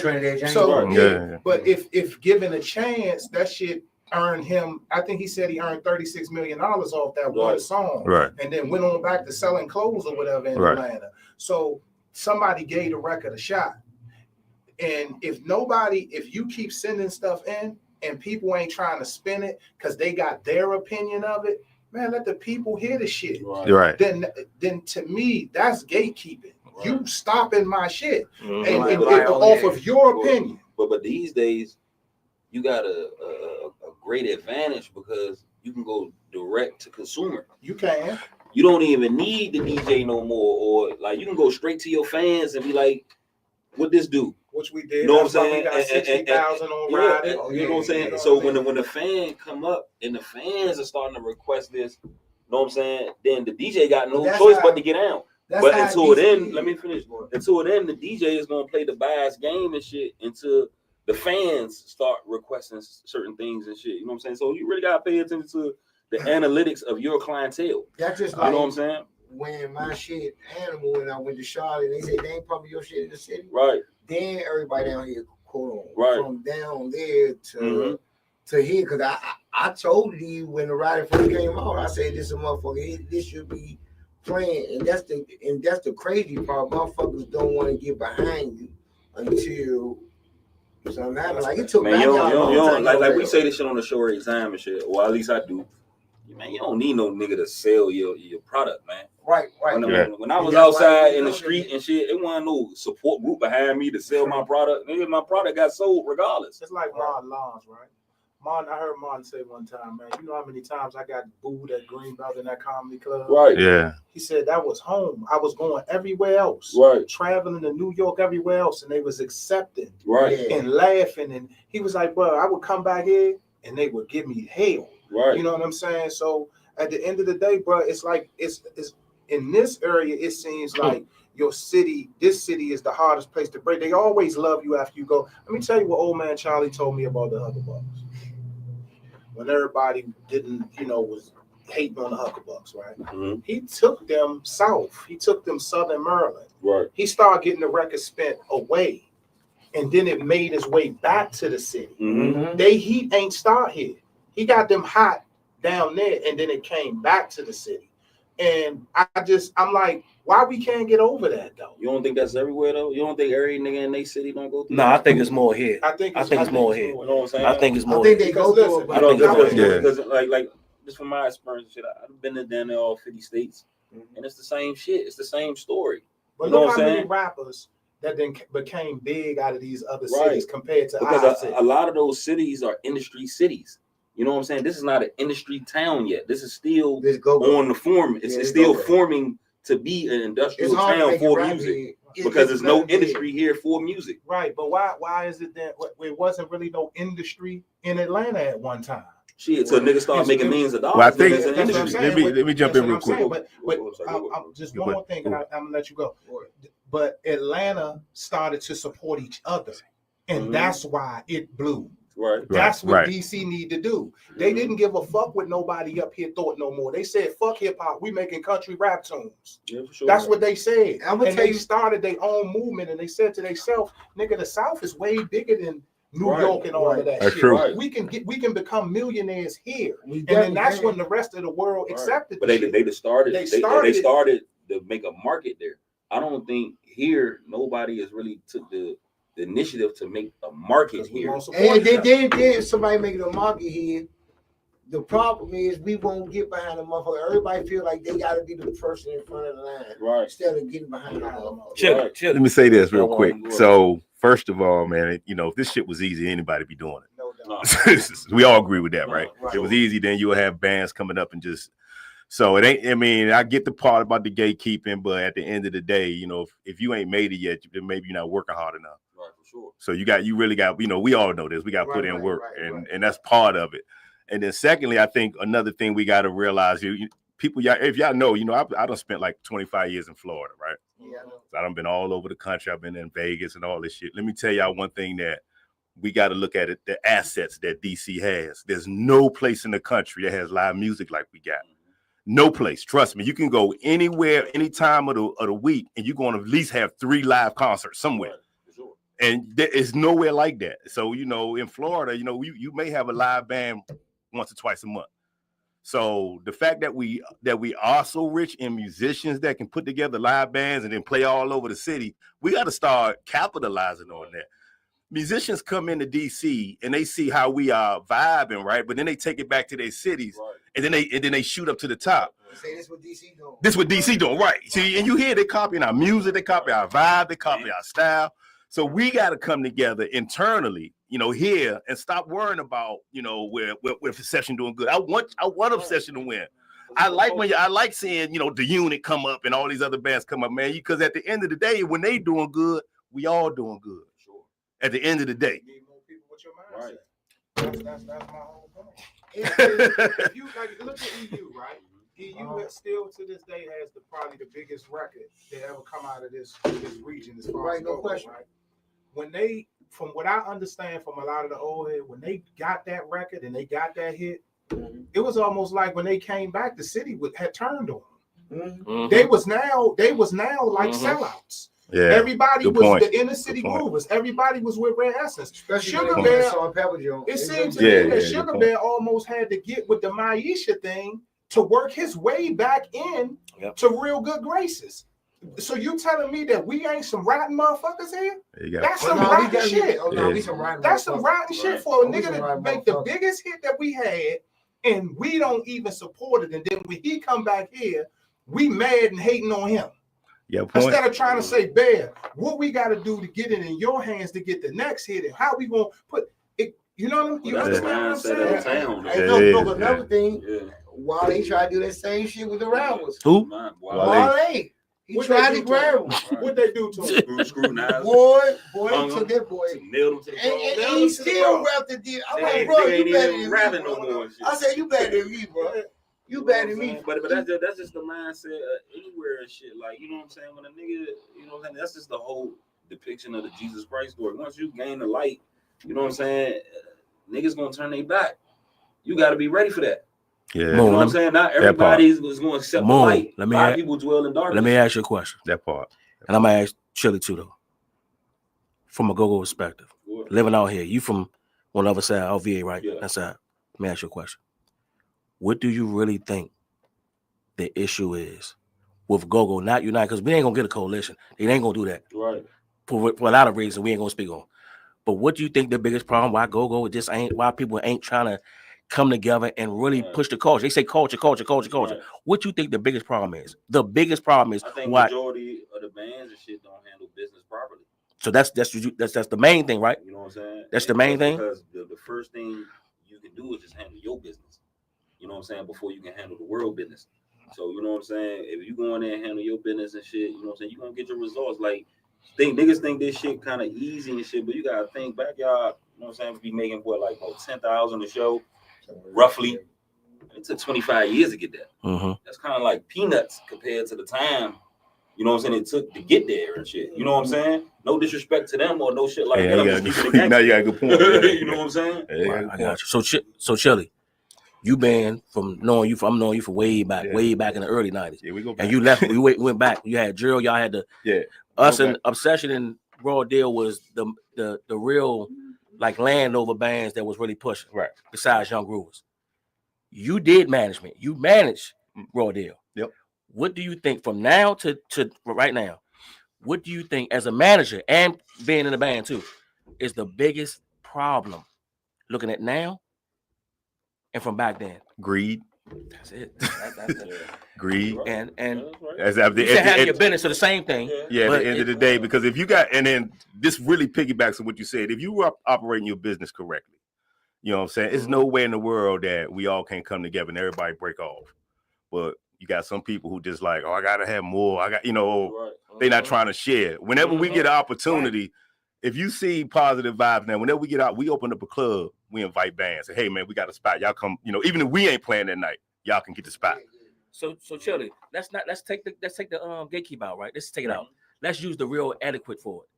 We don't have no unity. Right. And that's the build. Yeah. That's it. We don't really have no unity. Right. They push culture, but we really don't have no unity. To hear Bam sit to say that y'all was the band, it shouldn't even be saying that why they hated on, or why they don't.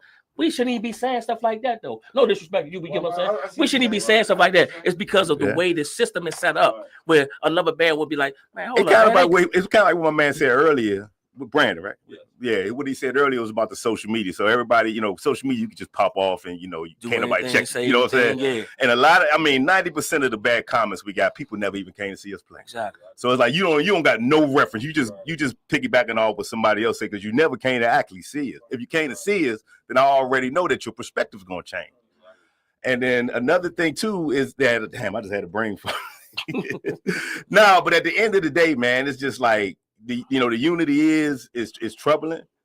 Why, man, shout out to BJ, man. When he put that Crankathon together, they had them 5 bands came in and we played, man. That showed promise right there. I mean, so I even called him afterwards and man, we got to keep stuff like that going. Cause although we was on the card, I ain't feel no it was a little bit of competition, but it wasn't no animosity. Yeah, it was a little bit, but it wasn't no bad feelings. We all was in it. First thing we gotta understand, competing that doesn't mean somebody hate you. Cause I want to be the best at my position. I'm keeping it games with you. That doesn't mean y'all gotta go ahead or hey, it's competition. It's great for the soul. Tank and Roach really fuck with each other. But they was trying to yeah, exactly. You gotta sell a card. Right. And sometimes I think like this shit gotta grow. Like, you know what I'm saying? Like if I've been playing in a band for 20 years and shit, and I don't own no club yet to get straight to the bread, because the end goal is getting to the drugs, which is the liquor. If we in entertainment, you know what I'm saying, in the club industry. Yeah. So if we doing this shit and we generated all this money, we ain't go buy no club yet. We kind of like behind the 8 ball. You know what I'm saying? Yeah, good point. Yeah, good point. Yeah. So we putting the shit in the other niggas' hands. We putting the state of the culture in these club owners' hands, these promoters' hands, and they fumbling this shit. And they don't even fuck with our music. And they don't even fuck with it because they fumbling it. When the bands really can take control, put their money together. We get our own spots. If niggas got different spots around the city, now you control your own trap. Brandon, I'm gonna say both. That's why we can't get 5 or 10 bands to buy our own 2 or 3 buildings. We plan together because somebody gonna say, "Well, who getting? How much y'all think y'all should get?" Right. This is the problem. Need them because, in all actuality, niggas is generating enough money a year to go cash out or put some money into an account and let it build, and then grab the credit from it and go get a building themselves. Look what but I don't even think niggas thinking like y'all that. Did. Y'all won the March Mayhem. Y'all ain't go and ball out and do this. Y'all bought your own system. Right. Put the money in D-Close. Bring the organization up, obsession up. Niggas ain't doing it. It's an organization. At the end of the day, it's an organization. Yeah, absolutely. Because that's what we did. We took even when Joe Jackson got us everybody that 8,500. If you had your paperwork right, and he got all of the bands that 85. A lot of niggas went and did bullshit. We took that money and went to the studio and put it right in the studio. We cut records off of that. So we cut another record with that. You know what I'm saying? But that shit brings down the morale or the culture when niggas make moves like that. Yeah. Instead of putting back in what I took out. A lot of niggas taking out and ain't putting back in. Yeah. So shit dies when you do it like that. For sure. Hey, another thing, man, I'm just gonna say I got literally, man. I'm a huge fan of Obsession. I love what y'all doing. If I have to say, listen, y'all. This was our rival, right here. Raw Deal was our rival coming up in Landover. They was the crankiness. We was the crankiness. Young Groove was kind of like had shifted out much love to them because they was the pioneers first of all. Right. They had shifted out, and it was us. I remember that. You probably didn't even know the severity of how our bands was like ready to get each other head like that. Yeah. But it was good competition, and it's just not the same. Things are not the same no more because the internet has made everything just not a reality no more. Right. I think what was so crazy about the Raw Deal Obsession thing was Raw Deal was predominantly out of Glen Arden. Obsession was predominantly out of Palm Pomp. Those two neighborhoods was beef. Always. Right. Joe to call me and be like, man, we forgot our tamarines. I mean, Power like this. And I'll be like, man, all right, I'm going to pull up and give you these tamarines and I'm gone. Yeah. And literally, he would have to come outside. We hand him the tamarines and he go back because we couldn't really come into. Can we just say this? A good point, and I think we need to go back to that, man. I think the bands have a lot of power in the city culturally. Mm-hmm. We can bring people together. We can stop violence, man. We can stem drugs. You know, we got to really come together because we got power and people listen to us. People look up to us. People influence. Yeah, we got influence. We got to start using that for good because if you use it for darkness, you're going to get darkness. Mm-hmm. And you know what? And I really don't agree with what he was saying, but by y'all talking, you made me think he might be right. I think we got the wrong leaders to lead this shit. We just got the wrong leaders. Right. You got it. That it has to start. Yeah, and everybody ain't leaders, Right. man. Yeah. Yeah. A lot of niggas Right, think I leading just- because the nigga got the bread. Right. Yeah. That don't make the leader. You just the bread guy. Tell you what leadership, what I'm learning, I got it. Leadership is Harry's the head to wear the crown, man. when you want to say something and you know you could say something, but you keep your mouth shut. Because not everybody can understand. So, where you sit at is where you stand. So, the level that you sitting at, they may not be able to see the vision. Right. So sometimes you just got to shut your mouth. Be like, one day y'all get it. It's like everybody. Trust me, I don't agree with nothing. The whole steps about the government, I don't agree nothing about it. But I can't bash it because I love this culture so motherfucking much. Right. I can't bash it. I Yeah. could, but I'm not because Right. there's so much shit I can do. That's why I jive. But sometimes you gotta say somebody sometimes gotta speak up. Yeah. Yeah. When you don't speak up, Yeah, the shit, it's- you know what I'm yeah. saying? But again, the I shit think runs out of. I'm sorry, man. But when you don't speak up, the shit runs out of hand. You know what I'm saying? And then wild niggas. You know what I'm saying? Wild niggas think it's cool. Like Comfortable. I think that's what happened to the streets and society overall. We got too comfortable letting wild niggas call the shots. Like these wild niggas can get in the game and just call shots and make the rules now. Yeah. No honor amongst men. They ain't never been in the game. Yeah. They Stephen A. Smith. They ain't never played a down or shot a shot. But they calling shots or dictating how the game should be ran. You know what I'm saying? And I think that's what's fucking up everything everywhere. Hustlers, layman's terms. A lot of the dudes wasn't off the porch. Exactly. So they got a platform Right. that everybody think they got a platform to be able to speak on stuff, and they don't. And they don't even understand really like the logistics of like the game, really, the morals and principles of it. Like you said, the clowns, because the streets used to dictate the music. Mhm. The music. Now the music dictate the streets. This is crazy. Complete reversal. Sucker calling the shots. I never thought I'd see the day. yeah, but it's like when they talk about the gatekeeper thing, and I think we got the wrong. Like you said, it gotta be the wrong leaders. You know what I'm saying? I think everybody can be what everybody like it is. Clicks is. Ronnie Moore got his clique, Dean got his clique. Everybody has their way to do business. As long as that shit to push go to greater and greater. The only problem, the number one problem is niggas don't want to get behind somebody because they feel like they should be the one leading. And I think that's the problem. To me, that's a whole nother conversation. You're right though. I know, And that thinking alone It's a pickle. makes Yeah. you not a leader. Because the leader is smart enough to understand Exactly, man. who need to run the ball and who need to pass. Yes. Who need to motherfucking shoot. Yes. Who need to rebound. It's about playing your role. Niggas identified that Eminem was gonna get Detroit hip hop out of the mud. Right. The St. Louis niggas decided that Nelly was gonna be the one that pulled St. Louis out of the mud. Everybody kind of you ain't see none of them gangster niggas from Chicago messing with Kanye, did you? They decided that Kanye was gonna shine a light on Chicago that was gonna ultimately open it up for other people. Right. That's what we got. And I actually, you know what I'm saying, used to be around Nelly and shit like that. And there's a nigga named Jay Irvin, and he was a kingpin in St. Louis and shit. And he playing the back seat. Flow Rider, $100 million nigga. But Freezy was the Zoe nigga that run that shit. He was signed to Po' Boy at first, but Freezy knew that, man, I'm gonna let this man run his own business. He outgrew me now. You gotta let a nigga. If a nigga outgrow, you gotta let him loose. Yeah, that's a good teacher. The greatest masters know when it's time to let go of the student. Right.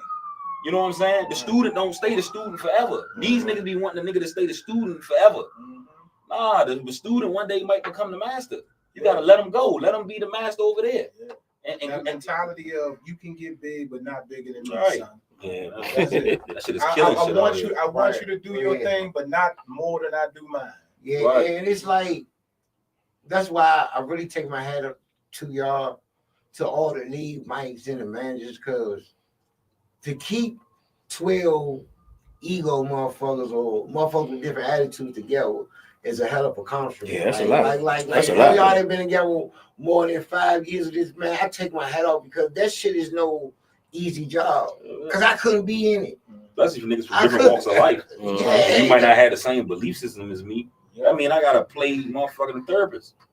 I really gotta quarterback this shit the right way.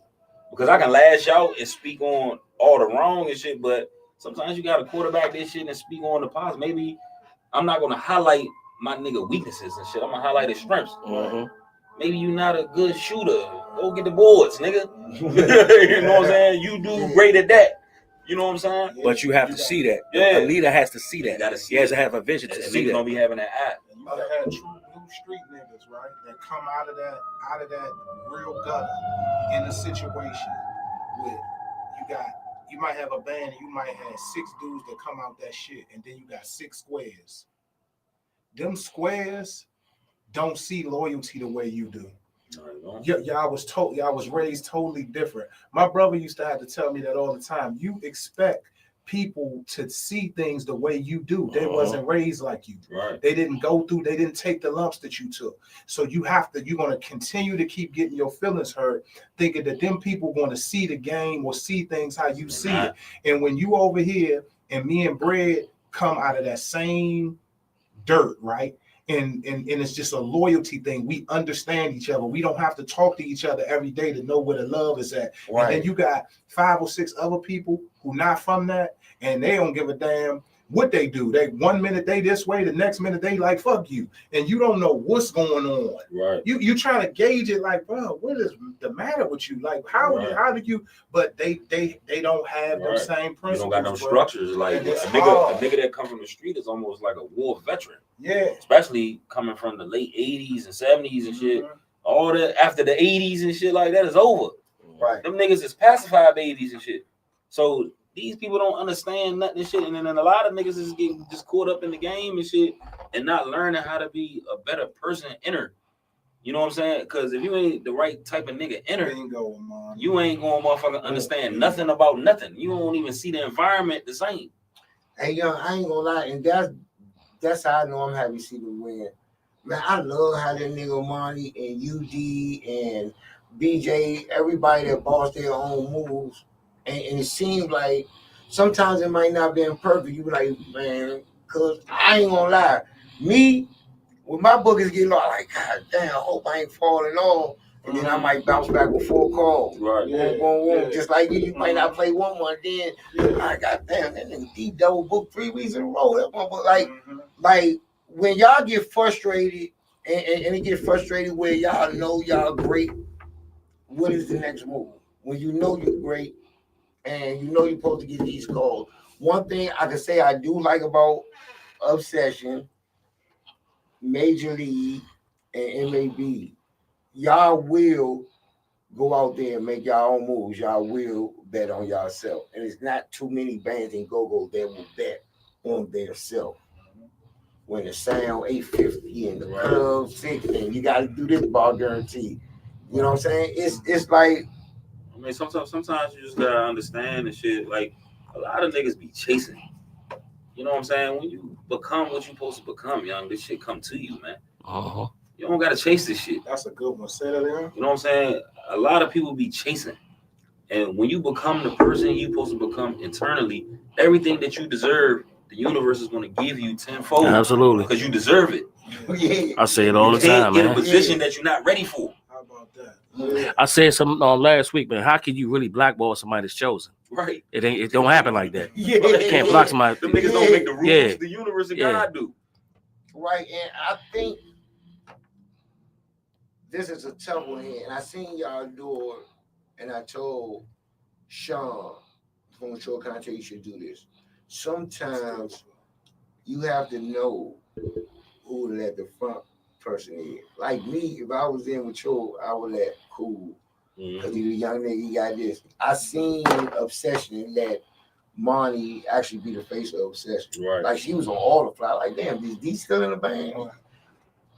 People have to know it's backyard flies come up where it's Wincy. Then it's Sweet Thing. G ain't even on the fly. Like you have to know what you got in your camp and what's marketable. That's why niggas like the Spurs win 5 championships under the radar because every nigga on their team know they roll, man. Yeah. This ain't no superstar shit, nigga. The goal is the championship. I think that comes from a street level way of thinking too, man. What you just said by knowing who hot. That's a street nigga thing, because a street nigga is gonna say, I don't give a fuck whether they think he the money man or not, as long as I'm getting my money. Exactly. You understand what I'm saying? So I looked at Monty. She 20-something years old when she got in the band. She one of the baddest things going. She tall. She a model. I'm like, shit, this thing got to be built on her. Exactly. Push her out front, let her go. Because when the checks start to come in, she gonna get her cut, but I'm eating. Right. I don't give a fuck. That's a street mentality. Right. Get the money and stay low. If you can get the money and be all the way out the way, you'd rather that than to be the star that everybody looking at. That's a street mentality. Sometimes you don't. Sometimes you don't even want to. You don't even want to be the target. If you really the brains of the operation, you gotta cloak yourself, right? Because they knock you down and shit is over. It's over. So if they be confused about who the nigga really running shit, that's the best way to be, honestly. Absolutely. Which is the reason why when we used to get 50 deep and be about to go to one of them go-go's and we got all of the Palmer Pot hats on and the t-shirts to match and all of that shit, if it was any broke people in the clique, the dudes with the money made sure that they had the same shit on that we was rocking for that night. No man left behind, right. So that and I'm pretty sure y'all did that up on 640. If somebody was less fortunate, but he rolled with the clique, he was spot. That nigga got to get them avias on his feet. He got to get that motherfucking t-shirt and that hat so he can be down, so that everybody feel away. Don't, even with the money. He might not got it to get in, but you don't take your partner to the fucking door of the club and say, I got me and him. You give him his paper before he ever show up at the door so he can be a man at the fucking door. You know what I mean? It might be $25 to get in. You give him that 100. Now he know he can go drink and do whatever else he want to do for that night. That's the type of thing. That's just like when we had our show and I go out Charlotte with Pep. And I had to hold down the whole radio show down for the whole year. This nigga was on tour with Gorilla Zoe and Nelly. And people look at me, damn, if I was you, man, I would have told him to take me out there. Why? My man handling this business. And believe me, I'm getting network without being there. But trust me, I'm being marketed without being there. And sometimes I think that's just what you said. You ain't got to be seen, bro, to let that shit come together. Niggas feel like they gotta be seen, and that's where it go wrong, bro. You don't have to be seen. When the army go over to a nigga country and shit, you don't want to see Joe Biden out there on the front line. Nigga, you get the back calling shots, nigga. And by all means, just always help your partners try to get to the next level with whatever they hustling. Bring that Kangen water in the club, bro. I might not be nowhere near Bread. I might be in the back talking to a girl at the bar, and I might be like, man, you know that water my man got up there. You probably want to go get you some of that shit. I'm telling you, It's going. It's like that's how, bro. I don't know. I just can't explain. I can't. I can't. It's old law. See it's it old way, law. Man. If you don't understand old law, then you know what I'm saying. That's why Backyard survived for as many years as they did with the same members. They got that code of the old law. Yeah, they stand for each other. Yeah, I just don't understand it, like the most, and I'm not even a Northeast Grooves fan, but my cousin Candy from Virginia is a Northeast Grooves fan, and y'all would think I'm lying to say how hurt she is not to see 32 on stage with Northeast. Bro, got to be like that's why when y'all drop that fly, she said, "Oh, I'm not missing around with 32. I don't care who I get it with." But it's some fans, and I said that last week, I don't think that the people in Go-Go, the icons, legendary people, they don't know how much fans be actually hurt when such and such would not have been. Like when Tata went with What Band, I was crushed. I asked Robert what I heard said to him up in the balcony at the show that just passed. Oh, yeah, the house. I thought for sure that y'all was going to bring Deuce with y'all. Like, motherfuckers want to see that shit, bro. Even with the Northeast dance steps. Right? And that shit don't look the same without Deuce in the middle. Because Deuce be freaking that shit. Deuce make that shit got his own twist to it. Yeah, he got his own twist talking that shit. Like, how are we gonna hear? We can't even get lean on my Nina, bro. And that's why I say I am a Backyard fan. I couldn't imagine Los not being up there or Winks or do you think that most of these bands even care about the fans? No, some of them don't. It's half and half because a nigga might say this. Damn, the fans want to see that. And another nigga might say, man, as long as I got that motherfucking white envelope. You know what though? The fans is what we play for, right? Right. But this internet, But fans be starting some this shit internet too. game, man, Fans be starting some shit. it has put a black eye where go. We handled our affairs behind the scenes. Now, because of the attention seeking and the way things are set up and how the internet can be a blessing and a curse, it put everybody in bad proximity, man. Like, because once somebody say something, hey, you see what he said? Oh, I got to go back. I got to explain myself. Let me do my live. And it kind of messed up a lot of good friendships and a lot of good camaraderie and go, man. If me and Burry Davis didn't have respect for each other or talked every day, we would have crashed down on each other. Because I could write anything and they screenshot Burry and automatic things about him. Or Burry say stuff on his live, absolutely. They think about him. If we wasn't men and talk the way we talk and understand our friendship, that shit would have been crazy. And friendships happens like that. You're exactly right. It's a lot of friendship.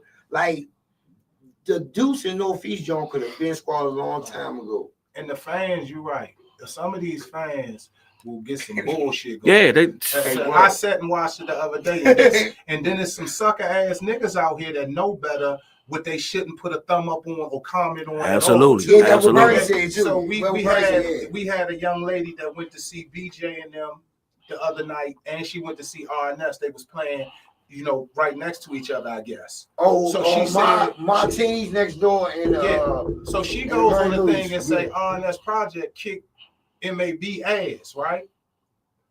You know, soon as I said this motherfucking girl, right? As soon as I seen it, I'm like, I'm not saying nothing to that. Yeah, straight by it. Yeah, but right then when I looked at it, I see people underneath of it playing both throwing thumbs up and saying that you know though, right? Yeah. You see this shit, and then 2 days later, what's the girl that be around BJ and them real heavy? Brunel. Yeah. She goes up and she says, I want MAB to battle anybody. You think she ain't fighting for MAB against that broad that said that shit? That's what that is. You know what I'm saying? And then you got clowns that's in the game gonna get up underneath that post and put a thumbs up or start talking. I'm like, bro, pass that shit. You know what I'm saying? You don't say nothing on no shit like that. You let that ride. But go check. You see the post, you see the fuck niggas up underneath. Because it was something said about me the other day, and Burry called me, and I ain't even commented, and that shit died. Like, I believe in that shit.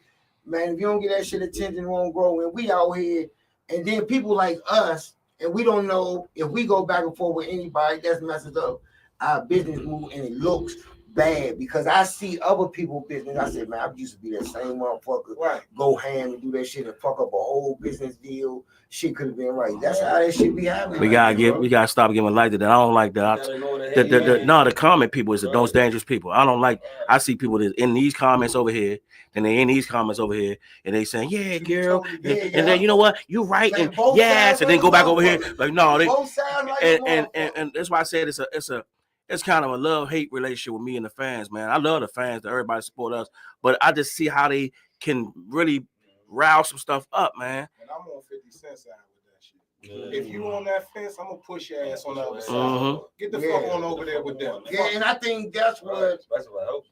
Sure, I remember seeing the same person when Rapper and Juice was arguing, the same motherfucker like, yeah, Juice, fuck that nigga, this shit. And then the same person like, yeah, Rapper, fucking. Yeah, that's cornballs, man. And sometimes you gotta step away from that. Sometimes niggas want to see if they can manipulate the superstars and shit, man. Like sometimes the superstars just you can't go down to them niggas level. Like the fan, there's no disrespect to the fan, but the fan is the fan.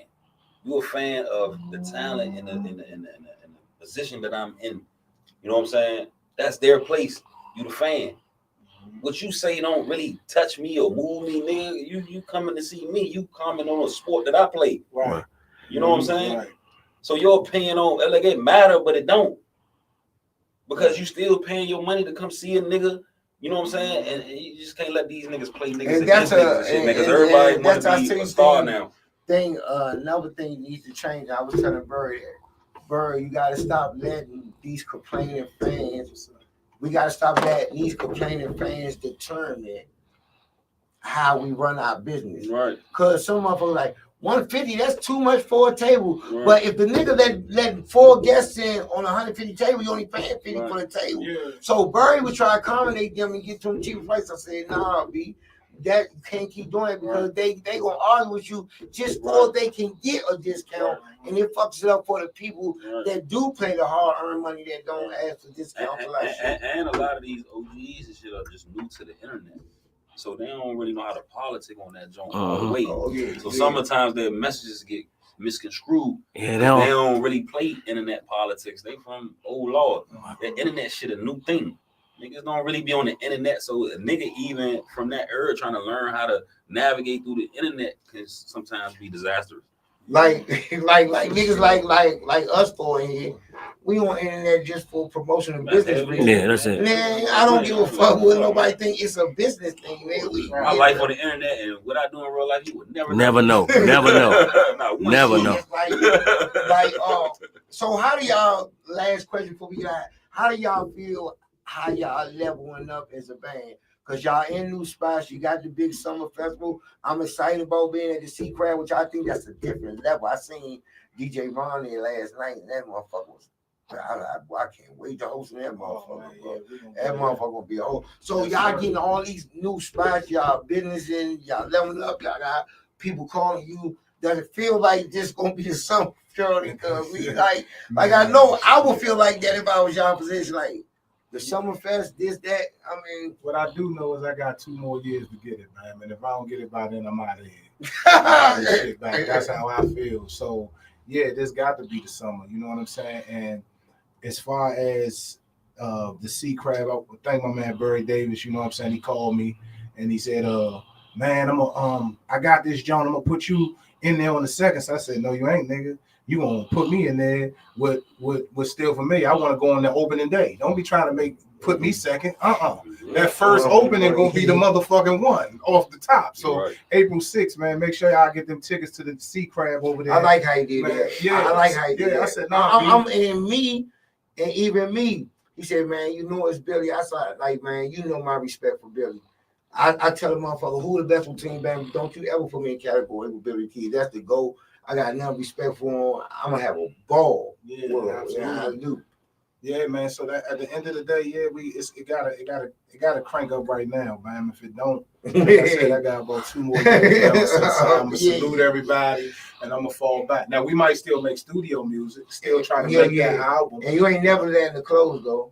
No. Because Barry said, as much as I like doing go-go shows, my real passion is making them close. That's mine too. He said that his real passion is making them nothing close. like it. It's nothing like seeing somebody in it, bro. You know what I mean? I remember when I first met Vusi. Vusi, to me, Vusi is one of the dopest designers that ever did it from this area. Cool, no. Right? I think they forget about him when they talk designers from this area, but he had the fabrics. He had that everything, man. I used to wear his shit a lot. Yeah, I had a lot of pieces too. I didn't even know who he was, and I was on U Street. He was uptown. I was on U Street, and I'm walking, and he say, and I'm still on my bullshit days, and he like, "Son, I like what you did with that." And I'm like, "Did with what?" And he, like, I'm like, "What the fuck is this?" I don't, He's like, "Nah, man, my name Vusi. That's my shit, Makunu, man. I love when I see people put the video on. Yeah, that's what it's on. And I now to this day I feel Vusi on that because that's how I feel when I see somebody get it right. I be like, "Oh, they did it. Baby girl, you did that, motherfucker." Some Jones man, your special.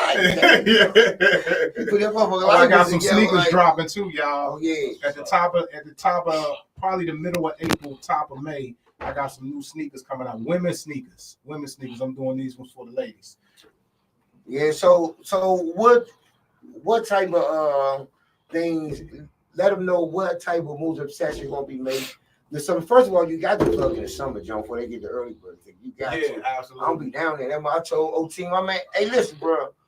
OT Kane is one of the best positive, inspirational brothers I ever met. I call him my host brother, but when I be down in the conversation that nigga had for me, bro, that's one of the realest niggas I met in this industry, bro. I fuck with me. I love that nigga, man. Cause the nigga keep me straight. He like you, Moon. Like he wants you to be great. Like he not, man, we ain't gonna accept that. Nah, you gotta go bigger, bro. You gotta go up. You got and he remind me of Moon, a nigga so like a go-getter, motivational motherfucker. Like he really want to see you win. He really want to see you get money. And like, you know what I'm saying? And I love that nigga for that, man. And at the end of the day, brother, nigga done been through hell and back in his life. You know what I mean? And he will knock your ass out too. Oh, yeah, I heard about I think I heard a nigga that tried one time in them clubs on TK. Like, yeah. We did a 10, came back home, he blew another try, went and did another 15. Damn. So he my age, but 24, 25 of them years was behind the wall of his life. Damn. You understand what I'm saying? So like, and bro, I'm telling you, you ain't gonna find a nigga with a more pure heart. That's for sure. And that's what we doing with Parker, because I'm the wild one. This the nigga with the knowledge and the ways to go. And that's why he told me, like, bam, we could clean up a lot of this shit where we ain't gotta be messy or talking negative on the podcast. How about that? Is this guy that got you together? Yes, sir. Yes. And but guess what though? And we argued about it, fussed each other. Guess what? It never hit the internet. Right. It was always man to man. Just like when we told me, you'll call me quick. Hey man, And I think, and BJ do that. I argue with BJ and Barry more than anybody. That's how you know real men shit. And you could tell if a nigga willing to pick up the phone and talk to you as a man about a problem, that's some real shit. Yeah, that internet shit, that playing that gymnastics on the internet, you don't get yourself killed playing like that. The wrong people ain't, everybody out here playing. So I believe that if you know them, they'll pick up the phone and call you. But I kind of like don't play that no mind when they on the internet doing that. Yeah. At this day and time and shit, man, like I think our people feel so much from grace and shit. So when God bless you with the knowledge and understanding and wisdom, you gotta give it back to the people. Yes, sir. That's what a nigga gave it to me for. He didn't give it to me to hoard this shit or keep it to myself in my own personal gain. I gotta uplift my brothers, my sisters. I gotta teach them that there's a way out this shit. This street shit ain't the only way out. This is a speck of dust to life. Yep. This is one stop. This is our obstacle. Once we conquer the, you notice a nigga that conquer the streets can go anywhere and survive. How about that? Yeah, and I be feeling D, and D be sharing us. He be sharing us his shit with his son, and I be having his son going through that, and I be telling my son, now, I'm gonna guide you all the way, but listen, you 15, and once you turn 18, you do that crime and go over there. Hey, look, I can't do nothing for you when you go behind that wall. I tell my daughters the same thing. It's like, man, I can't take no dick for you, man. You know what I'm saying? When you go out here, you gotta make the best decisions that you can make. You know what I'm saying? I'm here to protect and give you understanding. But once you gain understanding and you can think for yourself and shit, you got to make the right decisions, because decisions you're making is gonna dictate the way your life go. You know what I'm saying? They're gonna be totally all right because you're in their life. Exactly. And I tell all my mans that got daughters, and just like my goddaughter, you got to be the first one they date. The little nigga in the street shouldn't be the first one to show them a great plate of seafood or a real good restaurant, or let her sit on some good levers in the car. It shouldn't be the little nigga down the street the first one that they get that from, because then they feel like they owe him something for what he done. Exactly. But if daddy then already took him on endless dates, they done ate big shellfish, they done rolled on good leather seats, they done had daddy buy them some of the nice shit that they might want, might not get everything, but you know, when they have that, then they're not super and overly impressed by that when the little nigga come around trying to put his game in, and they're gonna be able to make sound decisions. You know what I'm saying? So yeah, your daughter's gonna be perfectly fine out here because you there. Right. And this is about knowledge and understanding, man. Like, you know what I'm saying? I know a lot of the times people go out here and try to just, I think, materialistically get a children everything they didn't have and shit. This shit about the knowledge, man. You give them knowledge and shit, man, they gonna get all that shit by themselves early. It's 16, 15 years old now, millionaires. How about that? You know, so every young nigga got a chance now. Don't squander your youth thinking you gotta play the game we once played and shit. That game is over. It's a new game. Y'all young niggas go out here and take this knowledge, understanding, and be great, man. Y'all don't gotta go through the struggle. We took the whips on the back for you. For you. Yep. Took the lumps. Tell my son that all the time. Nigga, I took the lumps for you. Right. All you gotta do is listen. And just like I said, and then you gotta be different. Like you gotta be different. It ain't no another obsession. There ain't no other MAB backyard. These people are doing what they doing is working for them because it's them. And that's what people gotta understand. Like you can't be like people always say, or be like backyard, be like, you can't be them, yo. You can't be them. You can't. That's why I be paying that sound they got sound like Uptown. Backyard sound like Uptown. Yeah, it does. JY sound like Junkyard. Yeah, I mean, like Southeast. You know what I'm saying? When you really think about it, they sound like where they come from. You know what I'm saying? So and that's why I'm proud of the young boy Monty, because he's trying to represent Fredericksburg. That might not be the cool thing to do, but that's where he's from. But he represent where he's from. You see what I'm saying? You know, I tell him that shit every time I see him. I say, bro, I like you because you mean something where you from. Yeah, exactly. Boy, that's that boy. You mean something where you from. That's the best, boy. We better copyright this shit. Put that shit on a t-shirt. For sure, man. I mean, Barry put something on the shirt quick. Well, y'all gotta be quicker than Barry. Barry take a nigga slogan. Hey, Barry might sound like what he said. Barry's on the shirt already. Hey, look. I told him Monty down high at the theater. Barry started talking that old he say, I'm just a Montgomery County boy. I said, man, when he started talking that shit, man, check your pockets. This motherfucker. That's what he about to pull a wool over your eyes. Hey, my nigga Barry said, hey, Barry made this shirt for me, boy. I was like, Barry said something about Bam next day. It was on his shirt. He gonna make some money off you, man. But that's my mom. People don't understand Slim, but Slim work hard, man. I'm so glad he winning, man, because he done took his L's and he took his ones on the chin. Now, man, he just working, man, working behind those shows after shows. Like he learned the business. The only way to really learn the real lesson in his business, yeah, you gotta fall down. You gotta fall. You gotta be in that crowd winning. Because I done been into some shows winning. Now I'm talking about hosting in front of like 8 people, y'all. Yeah, you gotta know. You gotta know what it feel like. Yeah, you gotta know what it feel like, bro.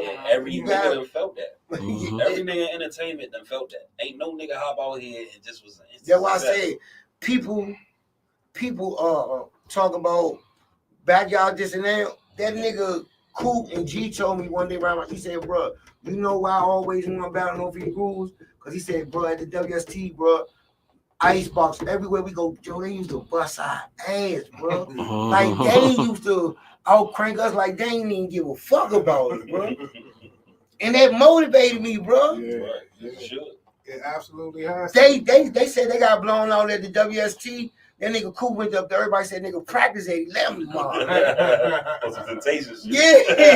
the motherfucking people, like really, like back then, bro. I remember that. Hey, look, Girl said it. Everybody said, he said back in the day, bro, when Raw was on that Northeast shit, skinny nigga with shirt off, couldn't no band fuck with them, bro. No band, bro. And any band that say that, they ain't lie. That shit was incredible too. I mean, the whole club naked. All the girls naked. Hey, Races alike. That shit crazy. All right, I'm gonna let D before you give your shout outs, and I'm gonna go last. Now I'm gonna let Moon take us home. But tell them about the early bird ticket, the summer jump, because this lineup ain't never been done. We outside for real. Yeah, man. Listen here, August the 16th, y'all. August the 16th. Calvert County Fairgrounds. They done one in all of the other fairgrounds. This the first one will be done in the Calvert County Fairgrounds. Shout out to my man E, man. Everett, Obsession Manager. He took care of that thing, got that locked in. Shout out Everett. But listen, this is what I want to tell y'all. Know that when you get something that's bigger than you ever done before, don't try to be greedy. So the minute that E was able to secure the spot, we didn't hesitate to call in a big homie Huff and say, look, bro, we need your help. Because we didn't know how the tents work, how a lot of that shit works. So right, price-wise. Yeah, exactly. Yeah. So in come my man Huff, man. So Huff and and ever got that thing cooking, y'all. Listen, August the 16th, you got What Band featuring 32. You got my homeboy TJ, New Impressions. You got Obsession, of course. You got Major League, and you got Project 360. Yeah. Some more shit is coming to be announced on that show as well. Sir. And the tickets right now, y'all, the early bird tickets for all that crank is $25. Oh yeah, you better So get on you that. better go get them Oh, yeah, you motherfuckers better like go right get now that, yeah. ASAP. Two other things. Friday night, y'all, we down Piano Keys. We got 3 sets. 1 set Obsess, 2 sets Obsession. Then Saturday, we taking a ride down to Annapolis, man. DC Vibe and Obsession on some super grown. I'm saying this shit gonna be incredible. Y'all come on, take that ride down to Annapolis this Saturday and come fuck with your boy. Oh, Piano Keys, go to pianokeyslounge.com. You can get $10 passes to get in Piano Keys Friday. Shout out my man Dixon. He doing a good job over there. Damn, so y'all at Piano Keys and then down with Vibe? Oh my God. It's going down this weekend, man. Oh, it's going down. You gotta have some special sets for that. Yeah, the playlist gonna be, hey, look, you gonna get 2 different playlists. You definitely ain't gonna get the same playlist. All right, Red, shout out. Hey, look, man, this is Brad the Chosen One. Y'all know what I do, man. Health is generational wealth, man. Got the Aqua Chi Detox, Happy Wellness on Wednesday, man. Y'all know the detox is very important, man. You gotta keep your immune system boosted up. I get to you. Y'all know I got the Kangen water called Kingdom Water. I got the sea moss, man. I do holistic massages, and I'm getting back to boxer sizes for the youngsters, man. Around the summertime, probably next month, get the boxer size going on. But only thing I'm gonna say is, man, shout out to everybody, man. If you don't put a limit on God, He won't put a limit on you. And more importantly, man, I thank God for keeping me here, man. Y'all just don't understand, man. You got to go through it to get to it, man. And if God cushion every one of your blows, how could you spiritually grow? So I always say that to all my youngers, man, the people that I'm out there that I speak to. But y'all know how to reach me, man. Eugene Lott, man. Instagram at TrueLife76. Eugene Lott on Facebook. I am there for you. You understand what the game is. And Obsession, man. We putting smoke on there. Ow! I was just thinking about what you saying. I remember that night you blew up that joint with What Band. You was in that night, D. They bring out that motherfucker What Band. You said that motherfucker. Oh, I said, damn. I missed that one. Yeah, he was one of that motherfucker. Hey, look, man, shout out to everybody. First of all, prayers going out to my son. You know, my baby mother passed away Friday. So thank y'all, everybody. I ain't even know that. Thank everybody for reaching out, and even people have been reaching out to my son. You know, he's 26 years old, but you know, he holding up and doing the best. Thank like I just said, that's why we gotta live our life. We gotta have fun. Oh yeah, man. We have to leave a legacy, man. Y'all know where I'm at tomorrow, Irvin's. Y'all need to check that. That's the Obsession type of spot too. Irvin's on Baby Hall on St. Barnabas Road. The unit features Steve Boy Friday. I'm at the Bird with What Band in Woodbridge, VA. And Saturday, the day party was Subtle and Positive Vibes at Black Rose at nighttime. I'm in Jay's at Stafford with Express Band. Shout out to my man Cat and JC and all that. All right, Mo, you can take us home again. One more thing before I go, y'all. One last thing. Shout out to my man Heartbeat, man. Heartbeat Congo out, man. That video that we done last week up to 7,000 views and growing. Oh shit! Y'all make sure y'all go fuck with that video from Heartbeat Congo out. We up to 7,000 views. Tap into this video and watch this interview back too, man. It was a whole lot of good information within this video. Y'all make sure y'all tap in and watch that back. We want all of the podcasts to start getting 6 and 7,000 looks, man. But go check out that performance on Heartbeat Congo out. We was killing that shit. Yeah. All right, one boy, man. You know, man. Like, first of all, I'm detoxing and shit. So excuse me. Okay. Yeah, I be on the holistic shit too. That's what's up. Respect. Motherfucking yeah, man. I just want to thank the people, man. Like, you know what I'm saying? Like, this is what we do this for, to come up here and bring people out that have real conversation. So possibly when people like, even though when I see like some of these Jones back and I see people like, I be seeing a lot of change and go from some of the things that we be saying and stuff like that, or some of the conversations we have with people here. Like, people really be making change, and that's what this is about. We want to definitely keep this platform going where people come up here, man, and just have the right conversations. You know what I'm saying? To start sparking change and thought. So I definitely want to shout out the people that show love, man. Because without us, without the people, man, we ain't nothing. Right. And without God, we ain't nothing. But motherfucking, you know what we do, man. You know, we taking over the streets, man. We shaking hands and kissing babies, man. We running for president, man. Lead that.